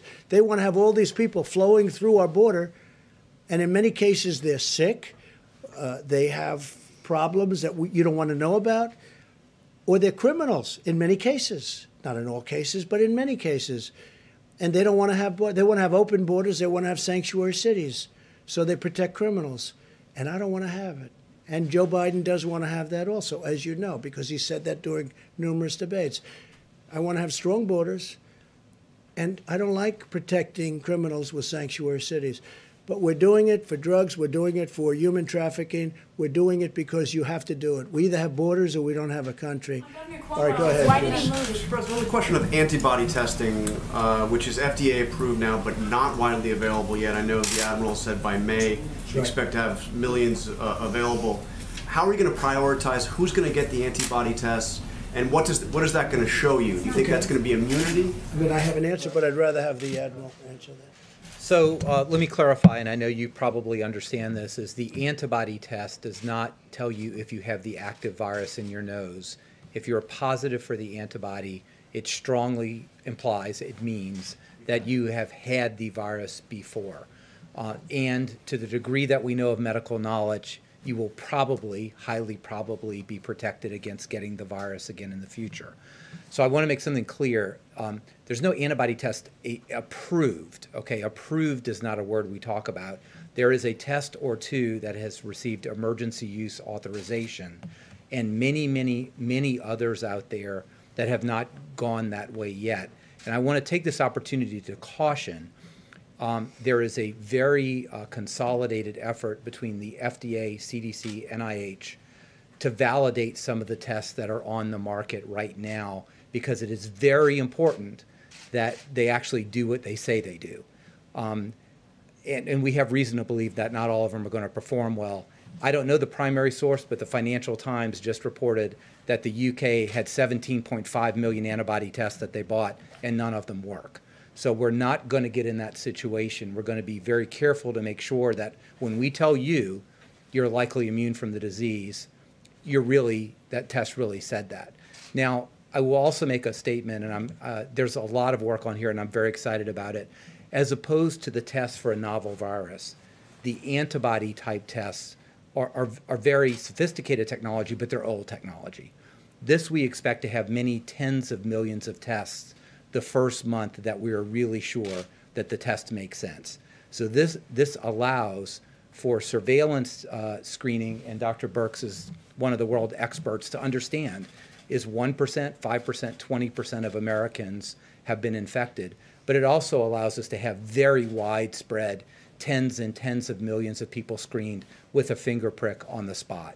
By when? Just to be, by May you're saying this will happen? Or Science doesn't run on rails, right? So we need to make sure that the FDA, the NIH, which they're actively doing right now, assure that the tests that they're testing really do perform the way they should.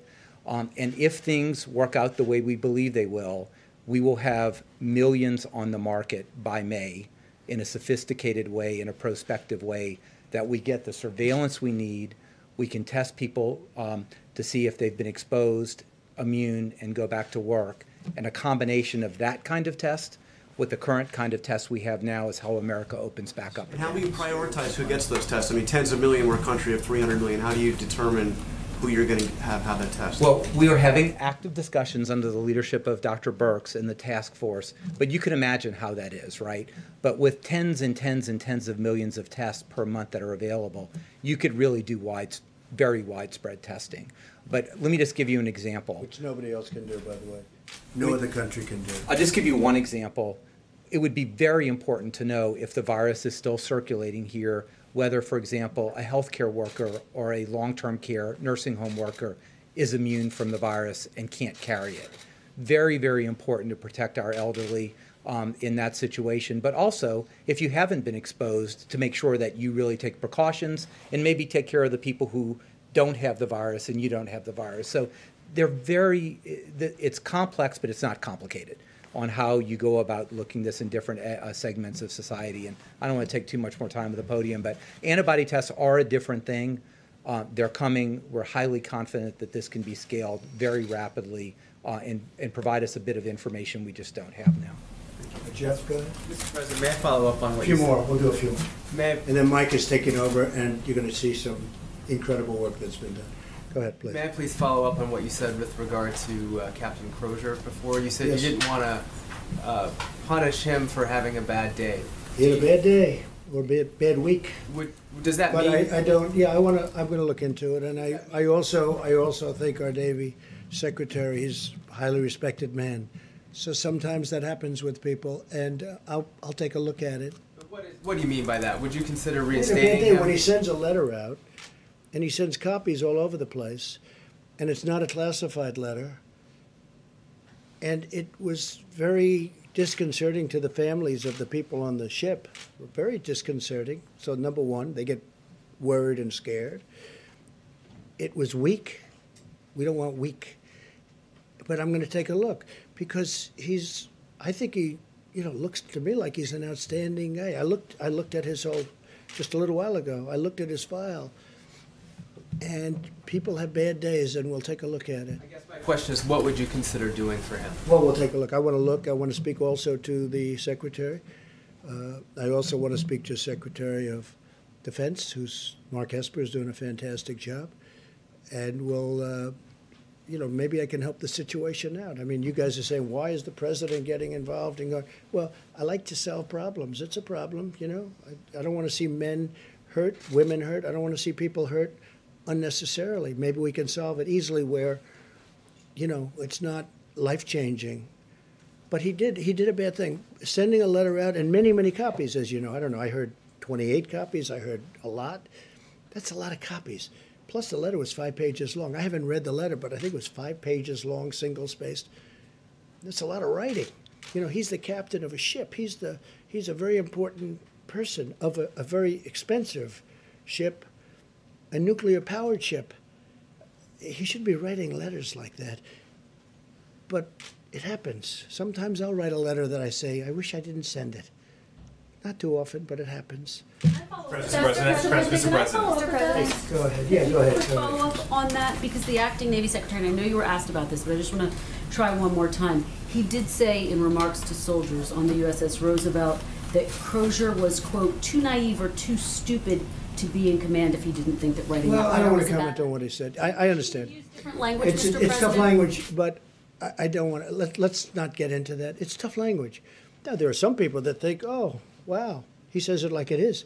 Look, he made a mistake. He should not have sent that letter.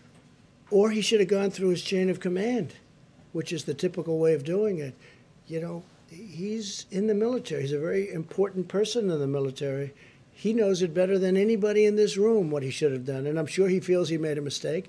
But I'm going to look into it, and I'm going to see maybe we can do something, because I'm not looking to destroy a person's life who's had an otherwise stellar career, as I understand it. I looked at his file just now because I've been seeing what's going on. If we can save person's career. I don't mind going after a person if they did something wrong. And, but this was a mistake. He made a mistake. I'm not justifying what he did. He made a mistake. Shouldn't be sending letters. He's the captain. He's a very important person in the military. You don't send letters and then it leaks into a newspaper of all newspapers. That was a beauty, right? So you just don't do that. So it was a mistake. But I may get involved. I'll call Secretary of Defense and find out a little bit about it. And if I can help two good people, I'm going to help them. Sir, on the tone seems to have changed a little bit since Saturday. Your tone seems to have changed a little bit on the captain since Saturday. With the captain? Yeah, No, it is it the hasn't. news Look. coverage, or did Okay, somebody ready? speak to you on his behalf? I said when you asked me and when the question was asked the last time, I said, shouldn't have sent the letter. I haven't changed. He should not have sent a letter. And it should have, if there's a letter, it should go classified. It should go to his superior. And he shouldn't be jumping over his File, superior. sir. Did So somebody ask it you hasn't to? changed in that regard. The only thing that has played right up here with me is that I looked at his record. And he's been an outstanding person. If he wasn't, I wouldn't even be talking about this. He's been an outstanding person. He's had a very exemplary military career. I mean, he started off as a helicopter pilot. They called him Chopper. His name was Chopper. He was a great helicopter pilot. It's a tremendous skill. I know a lot about helicopters. And then he went to F-16s or F-18s, and he was a tremendous pilot. And then he's very smart. He studied nuclear energy, and he was fantastic, and very few people have the aptitude, they have the mentality to do that. Nuclear energy is very complex, it's very hard. Very few people can do it. And he did it well. And then he became the captain of a nuclear ship, right? He became replacement cost, if you look at replacement cost, $18 billion a replacement cost, right? So he's got, on a replacement cost basis, an $18 billion ship. The President Gerald Ford, very expensive. That's, the nearest thing I can think of, but they're spending money on that one like nobody's ever seen. So he made a mistake. He made a mistake. And maybe we're going to make that mistake, not destroy his life. Okay, a couple of more. President, you mentioned medical professionals. You compared them to soldiers going onto the battlefield. Yeah. Many doctors and medical workers today, some have seen pay cuts. They're going into a certain environment where they're concerned about their own health, their family's livelihood, if something were to happen to them. Very much in my mind. As part of this phase 4, are you going to prioritize? It doesn't have to be phase 4. I think it could be a separate phase when it's all over. Right now, I don't think they want to think about it. These people don't want to think about it. These people are incredible. They're not thinking about how much am I getting paid. These people are incredible. I've seen it. I see the spirit. I hear about it all the time. From Mike, from the Admiral, I hear about it all the time. These people are incredible. When it's all over, I do want to seriously think, maybe in the form of bonuses. These people are, what they've done is incredible. I just admire the attitude, and I've said it. They walk into those hospitals and they are seriously, one of the things that came up with the Comfort, the ship, is that when we fulfilled the request of Governor Cuomo and Governor Murphy, and they're going to be splitting up, but, a lot of things happen to ships when you do that. It's a lot of, they didn't want to do this. In fact, they specifically didn't want to do this. Have patients that were affected with this horrible disease or whatever, the plague, because frankly it's a plague. That's exactly what it is. You'd read about it in the old days, the plague, and that's exactly what it is. But we're doing it. But when I see the bravery of these people walking through doors without their stuff, they're just getting, they're not standing outside, hey, let's get ready, they're running through doors, putting on the stuff that's not even on. I think it's incredible. I'm telling you, the nearest thing I can think of is soldiers in battle and soldiers going right into battle, because that's what they're doing. It's really, in many ways, it's the same thing. All right, how about one more? Sir, one question, Mr. President. You may have seen this, the Masters tournament has been rescheduled to November. 2 questions. A, is that an outgrowth of your conversation that you had with sports commissioners on Saturday? I hope it's rescheduled. I hope football's able to start. I hope baseball can get to play a little bit. I hope basketball can maybe do their playoffs. Hey, I have no interests or anything other than I want what's good for the country. What about the U.S. A lot of Open, people which are you've attended tired. many times? Yeah, a lot of people are tired of looking at games that are 5 years old. I looked the other day, I saw somebody, I said, wow, he looks great. I forgot. I said, oh, that was 9 years ago. I said, he's really in great shape. Well, not in great shape now, but he was in great shape then. It was 9 years ago. You get tired of looking at 9-year-old baseball games and playoff games that took place 12 years ago. I don't have much time to do that, frankly, but that's what people are doing. And they want to see sports. Sports are a great thing for this country. And I hope football can start. And I told them, I think you might be able to. They may very well be able to. I hope they can start, and I hope they can start with people in the stands. We're not going to be separated. You have seats. Those seats are meant for people to sit next to each other. And when this virus is gone, people are going to be sitting next to each other. And just for the restaurant industry, so they understand, when the virus is gone, people are going to be sitting next to each other. One man said, I have a 200-seat restaurant. It's been great. But if I go by these rules, this 200 seats goes down to 60.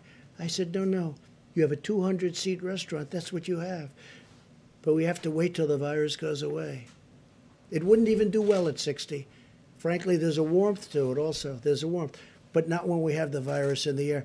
Well, ladies and gentlemen, thank you very much. So I'm going to let our Vice President take over. He's got some really interesting numbers, statistics. And I want to thank the Admiral. I want to thank Tony and Deborah and everybody else. I want to thank everybody that's working. And I really do. I see a lot of tremendous things happen. The therapeutics, the call I had today was one of the most exciting calls I've had in a long time.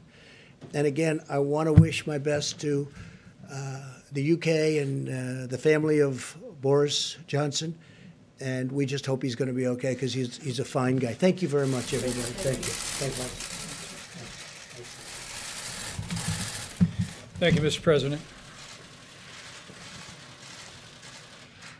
A few updates on the activity of the White House Coronavirus Task Force. Then I'm going to ask Dr. Birx to speak about what we're seeing in the numbers. We know we are at the beginning of what's going to be a very tough week in America. But as Dr. Birx will reflect, because the American people have been embracing social distancing, putting into practice the advice of state and local leaders and the President's coronavirus guidelines for our country. As Dr. Birx will describe, we are not only seeing remarkable progress in Washington State and in California, where the numbers remain low and steady. That's a great tribute to the people of both of those states and to all of their dedicated healthcare workers. But we're also beginning to see a leveling just at the very beginning. And she'll reflect on those in just a few moments. A couple of quick updates. At the present moment, the President has approved 50 major disaster declarations, and we'll likely be issuing a disaster declaration for the state of Minnesota before the end of the day. We've distributed more than $4.1 billion to states, and right after our incredible healthcare workers, we couldn't be more proud of more than 21,000 National Guard that have been activated and are working in states all across the country.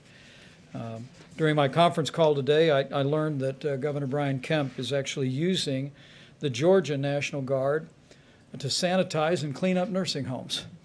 But National Guard are being deployed in a variety of ways all across the country, and to them and to the families of all these citizen soldiers, you have our admiration and our respect. As the President mentioned, our focus remains on the New York metro area, New Jersey, Louisiana, and then Michigan and Illinois. We're watching every area of the country, but those are the priorities today. And in that spirit, I spoke today, as the President did, with Governor Cuomo of New York. The President made the decision to open up the USNS Comfort to COVID patients. And he also informed the governor of New Jersey that we would be taking New Jersey COVID patients. So now there will be two facilities, one at the Javits Center that's all COVID, and the USNS Comfort that will be managing COVID patients. At the present moment, by this evening, there will be 2,179 medical, military personnel in New York City. And over the next 2 days, that number will rise to 3,000. 3,000. Speaking with the governor, speaking with Mayor de Blasio, the president and I were informed that while we have surged ventilators, we have surged personal protective equipment, that sending in some relief for healthcare workers was vitally important. And so again, I want to emphasize that those are medical personnel, doctors and nurses and medical assistants who are on the scene now and will continue to arrive to a total number of 3,000. I spoke to Governor Phil Murphy of New Jersey. New Jersey is very much in the forefront of the coronavirus in America today. We want to commend the governor for his extraordinary leadership in the state. During our briefing today, we learned about the progress that they were making and also about the governor's decision to temporarily reactivate retired healthcare personnel in the state. And just as a reminder of all that we're dealing with, this weekend, Governor Murphy told me that New Jersey surpassed the number of lives that were lost on September 11th to the state of New Jersey. And it breaks our heart to think of that. And our hearts go out to all of the families of the more than 10,000 Americans who have succumbed to the coronavirus. We also, as the president said, we express our gratitude to governors in Oregon and Washington State yesterday for donating ventilators to help the states at the epicenter of the coronavirus. Governor Gavin Newsom of California donated 500 ventilators. And I just learned that those will be going 200 to the state of Maryland, 50 to the District of Columbia, 100 to the state of Delaware, 100 to Nevada, and we'll also be deploying the remaining 50 to the Northern Marianas Islands and to Guam. And we want to thank Governor Gavin Newsom. The state of California has provided extraordinary and compassionate leadership for their citizens. They're making progress. As the governor said the other day, they're not out of the woods yet, but the numbers speak for themselves, and the generosity of the people of California and the governor is gratefully received.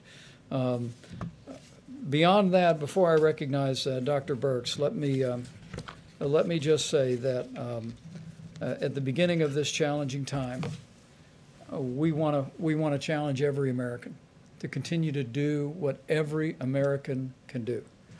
And clearly, what we see in Washington and California, and what we are just beginning to see elsewhere, is put into practice the social distancing recommendations of the coronavirus guidelines for America. Listen to your state and local authorities. We really do believe that while this will be a week of heartache, it also is a week of hope. And as we see some of the cases beginning to level just for a day or two, it is our hope that what we have seen begin in the greater New York area and even in Louisiana and elsewhere will become a trend. But it only becomes a trend if every one of us continues to take ownership and continues to do our part for this 30 days to slow the spread. With that, I'll recognize Dr. Birx for the latest data, and then we'll take questions. Thank you, Mr. Vice President. I think you heard very clearly our concern in the New York, New Jersey metro areas. This also includes Connecticut and Long Island. As we talked about, we did see a significant increase in Sussex County over the weekend. The weekend numbers are always difficult. I want to be clear on that because sometimes case reporting is not as accurate over the weekend. So we'll be watching very closely today's numbers and Tuesday's numbers. We're also very, of course, focused on the New Orleans metro area, and that includes the 3 parishes of Jefferson, St. John's the Baptist, and New Orleans proper, and of course the Detroit area, which is Oakland and Wayne. As we mentioned before, we're continuing to track very closely out of concerns of it potentially reaching logarithmic phase in the Chicago metro area, the Boston metro area, the DC and Baltimore metro area, Indianapolis, the Denver area, and 2 regions of Pennsylvania, Philadelphia, and the Pittsburgh area, as well as Dallas and Houston in the Texas area. I had a very encouraging call because we also don't want to miss anything. Remember, I showed you a lot of states were very much under 25 and 50 cases per 100,000. There were a few standouts that we were concerned about, which was Vermont, New Hampshire, Idaho, and Montana. We had excellent calls today with their health commissioners, and they're really were able, they're on top of the situation. These were micro outbreaks that occurred due to ski events and weddings and nursing homes, and they were able to describe in critical detail the incidents and how they're tracking and tracing. So they are still doing full contact tracing through those areas, and I just want to applaud both a rural and metro problem, and I really want to applaud how many of the states that may have smaller populations are approaching this. That gives us encouragement of how we can talk about beginning surveillance activities at the same time we're following these very clear outbreaks and ensuring that there's full supplies based on the very granular data that we're utilizing. And I just want to thank the mayors and governors who get us that granular data and allows us to make these deep interpretations across all of the United States. We know each governor is concerned about their areas, but these metro areas cover different areas. So the Philadelphia area also includes southern New Jersey and Delaware, and so we have to really look at things very much as both the metro and the communities that surround those metros. And so all of those people, we ask you again throughout the United States to follow these very clear guidance. I want to just recognize both HHS, and you heard about the work that Admiral Giroir is doing, the work that Dr. Hahn and Administrator Seema Verma are doing, and also Administrator Engels in the work of HRSA to really ensure that our federally funded clinics are actively engaged in all of these aspects. But I also want to recognize the military, the medical corps, the nursing corps, and the medical subspecialty corps.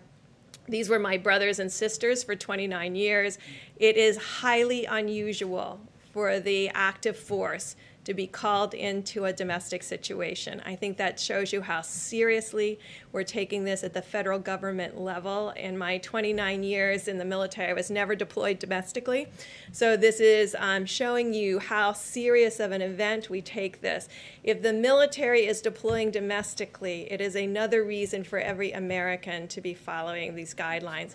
Finally, CDC quietly launched a new website. It's you go to cdc.gov and you go to COVID-19, you can find their surveillance data. This surveillance data is bringing together our influenza-like illnesses with their syndromic management databases so that you can track the respiratory disease across the United States. The states are used to using this system. It's in emergency rooms, it's in hospitals, it's in doctors' offices, and it gives you insight, and you can see very clearly influenza A peak. You can see the influenza B peak, and now you can start to see the respiratory disease from this current outbreak. These are the systems that exist within the United States that will be strengthened in order for us to do comprehensive surveillance. So I just want to assure the American people, while we're working on these outbreaks, we're also working on bringing new systems together that have a comprehensive look across the country, building on the strong work of CDC as a public health institution, so that we can work county by county, community by community, state by state, to really understand where this virus is and where it will be, but also as an early alert for us in the future. So I just want to assure the American people that as we're working on the crisis of today, we're looking to the future to ensure we have the systems in place to bring those early alert systems together while we work on the antibody testing and while we work on continuing spreading and increasing the diagnostic capabilities that you see presented here. Thank you. Thank you, Deb. And Admiral Joie spoke several times when the president was with us, so he'll be here for questions, as Deborah Birx will. But Dr. Fauci, your thoughts, and then we'll take some questions. No, actually. Okay, I just wanted to, okay, I will. It related to something I said yesterday about that somewhat paradox of everything going up at the same time that the feeding into this engine of this virus is starting to show some signs. So Governor Cuomo today reported an interesting data from New York, namely that the number of hospitalizations, the number of admissions to intensive care, and the number of requirements for intubations over the last 3 days have actually started to level off. So again, everybody who knows me knows I'm very conservative about making projections, but those are the kind of good signs that you look for. You never even begin to think about claiming victory prematurely, but that's the first thing you see when you start to see the turnaround. That doesn't mean we don't have a lot of work to do. That tells me, instead of saying, that's pretty good, it's we got there through mitigation. We cut off the stream of people who ultimately required hospitalization, required intubation, required all of the kinds of extreme methods. So we just got to realize that this is an indication, despite all the suffering and the death that has occurred, that what we have been doing has been working. So the call that I say every time I get to this podium is just keep it up, because this is going to get us out of it. This is our best and only great public health tool. And are we starting to see that across many states? We're seeing the level of hospitalizations and deaths is lower than what we anticipated. Well, you're going to see it most dramatically, John, in a place like New York, where you see it goes up and peak, and then it will hopefully, and I think it will, come down.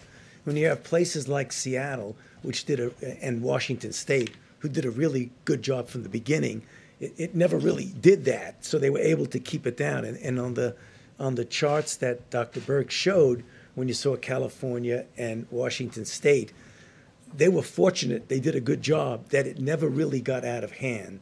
So again, this is a big country, and you have a number of different metropolitan areas. I think if we do it right, you're going to see those who have not peaked will not peak, and those who have peaked, the New Orleans, the New York, New Jersey, Chicago, Detroit, and others, you're going to see the same thing if we keep our foot on the accelerator.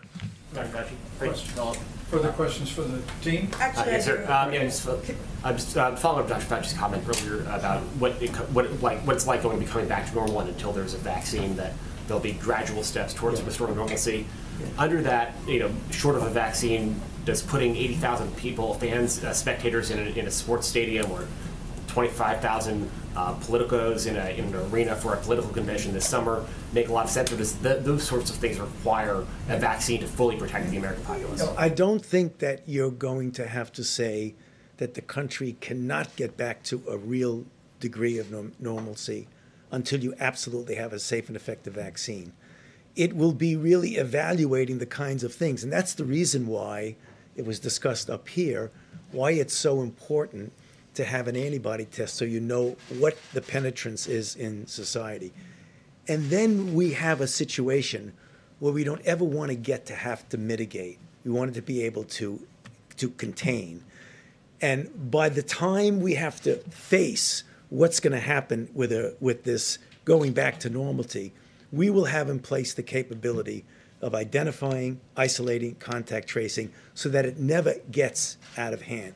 Ultimately, the showstopper will be obviously a vaccine where you can vaccinate people and you won't have it. There's going to be another issue that's going to be important, and it has to do with somewhat of a comparison, for example, with influenza. We go through multiple cycles of influenza. There's always a degree of background immunity in the population.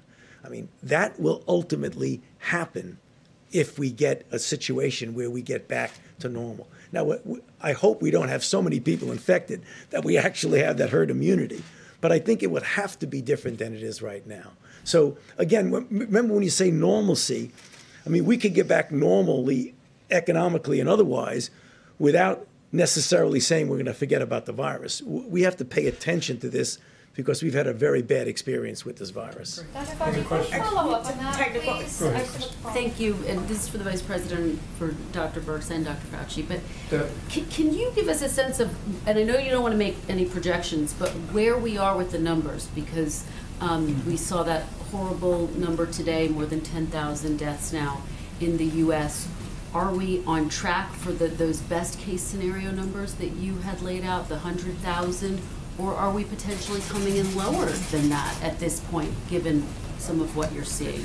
You know, it just gives me an opportunity to thank and respect the modelers who have really worked on this, because there's a large number of them have worked very hard and done a lot of predictions. And what we did is we did predictions of predictions. We like to integrate data, and so that's where you come up with these numbers. I think Dr. Fauci and I both strongly believe that if we work as hard as we can over the next several weeks, that we will see potential to go under the numbers that were predicted by the models. And I think that is really two things. It is the extraordinary compliance of the American people and the diligence that they have mitigated with. Because remember, we are doing this strictly by behavior change.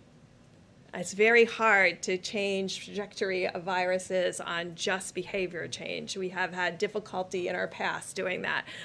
So that's what we're doing, and that's what the American people are doing. But the other side of that is the incredible insights that Washington State and others are providing on how to better care for the patients in the hospital.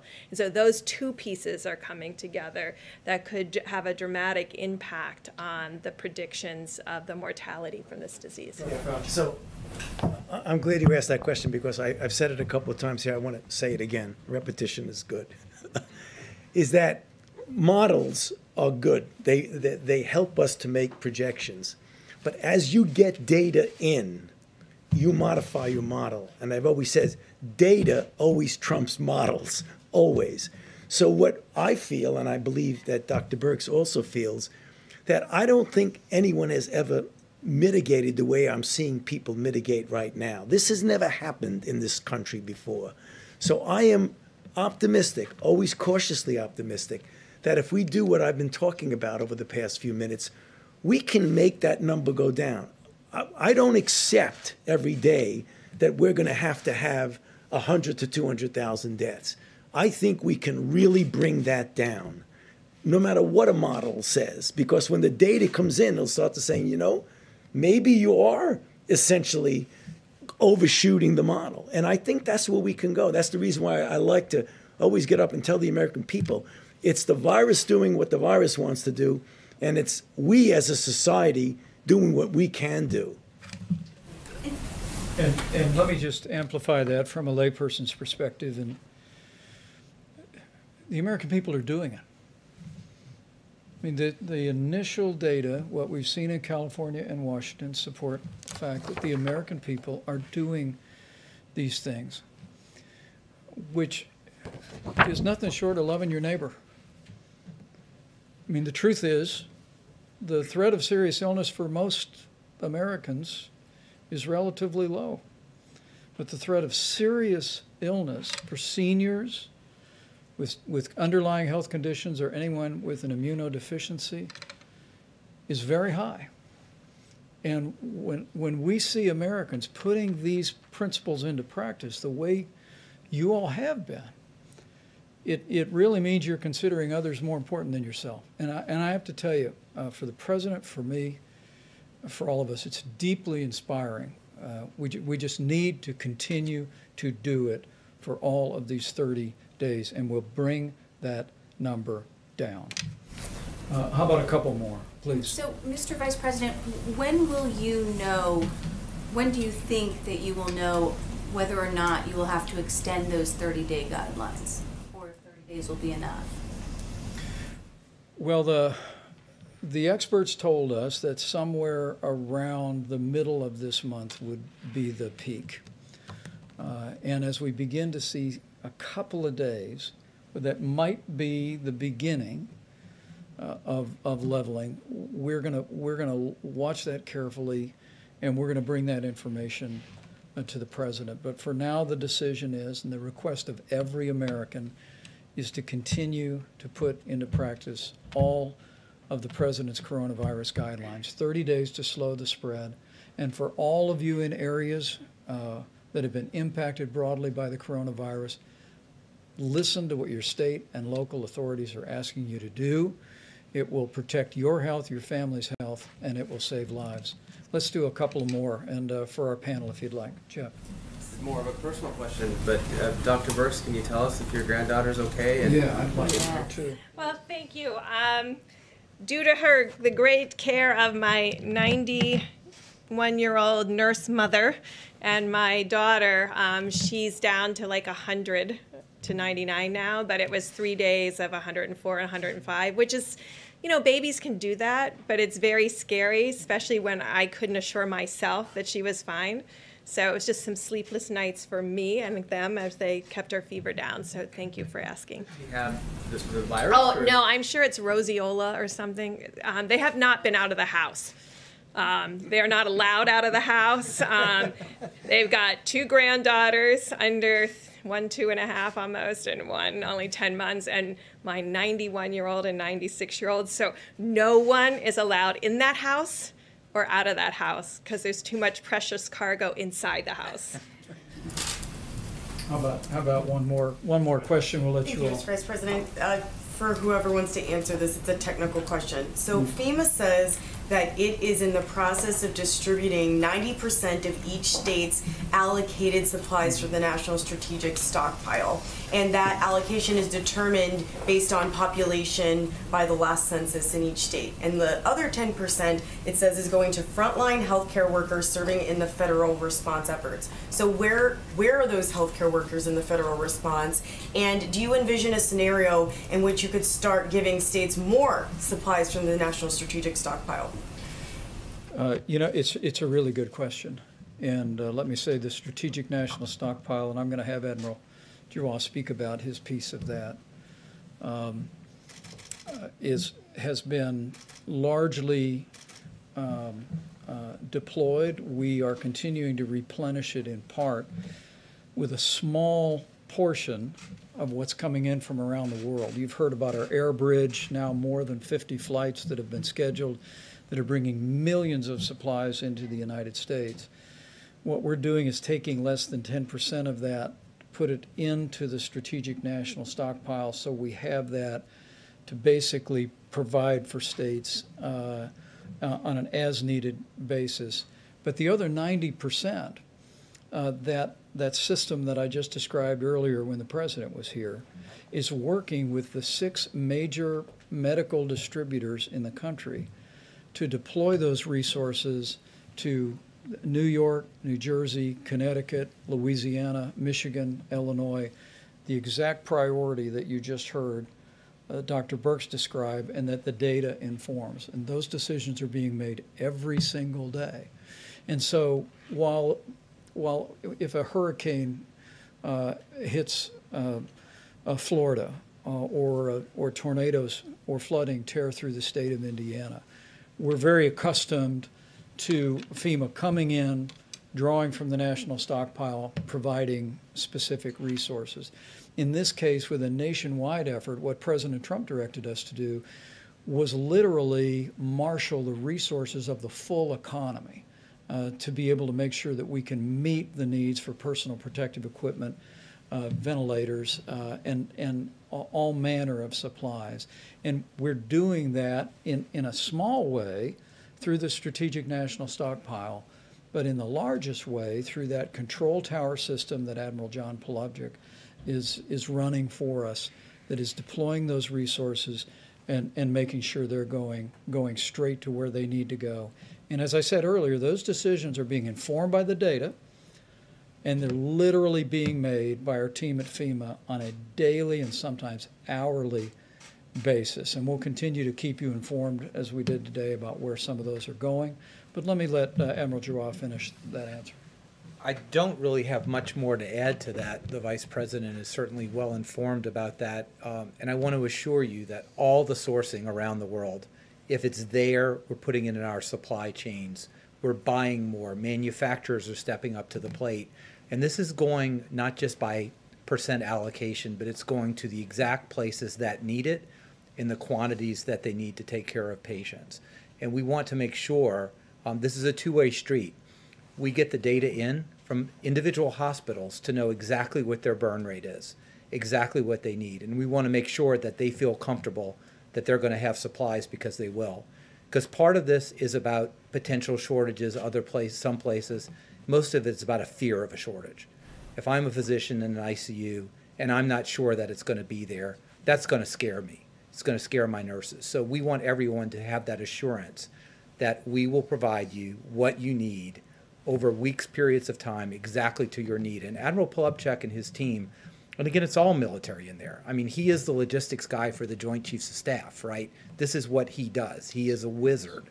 There are more stars around me in the DoD part of the military than I've generally seen outside of the Pentagon. This is really being run as a military operation. I'm in the U.S. Public Health Service, so we're part of HHS. The Surgeon General and I have the honor of running that service. We are shoulder to shoulder in the field, in the military hospitals with everyone else. There are only 6,100 of us.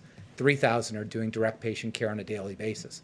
We take care of the Indian Health Service, the Bureau of Prisons, those in detention at the border, et cetera. That's what we do.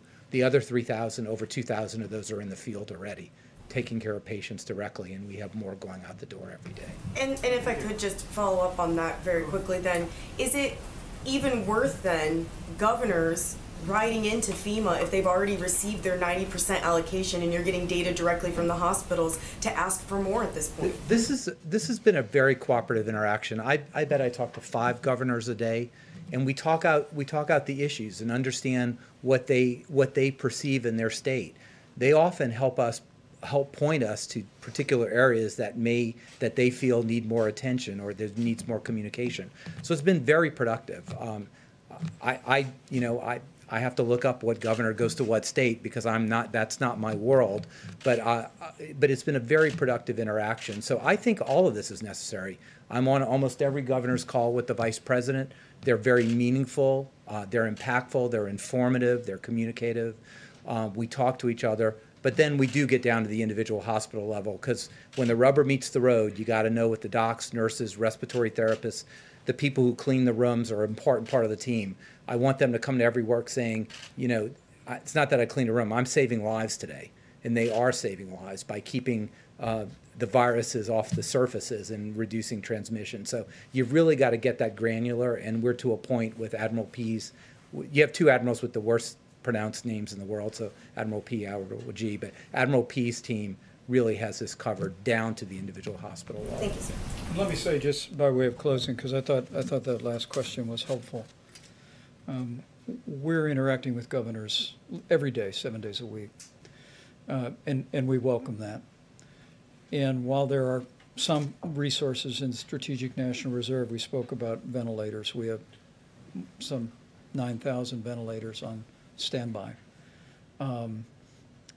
We also have this vast array through the commercial system that when we hear from governors, we're identifying the needs. They're working every day to identify their hospital capacity. We went over governors today saying we need to know what your capacity is, what your normal capacity is, what your surge capacity is. We need to understand what your equipment complement is across the state. And governors have been doing this. They've been assembling that information. But I want to tell you, the governors across this country in both political parties have been doing a remarkable job. And the president's grateful, and I'm grateful.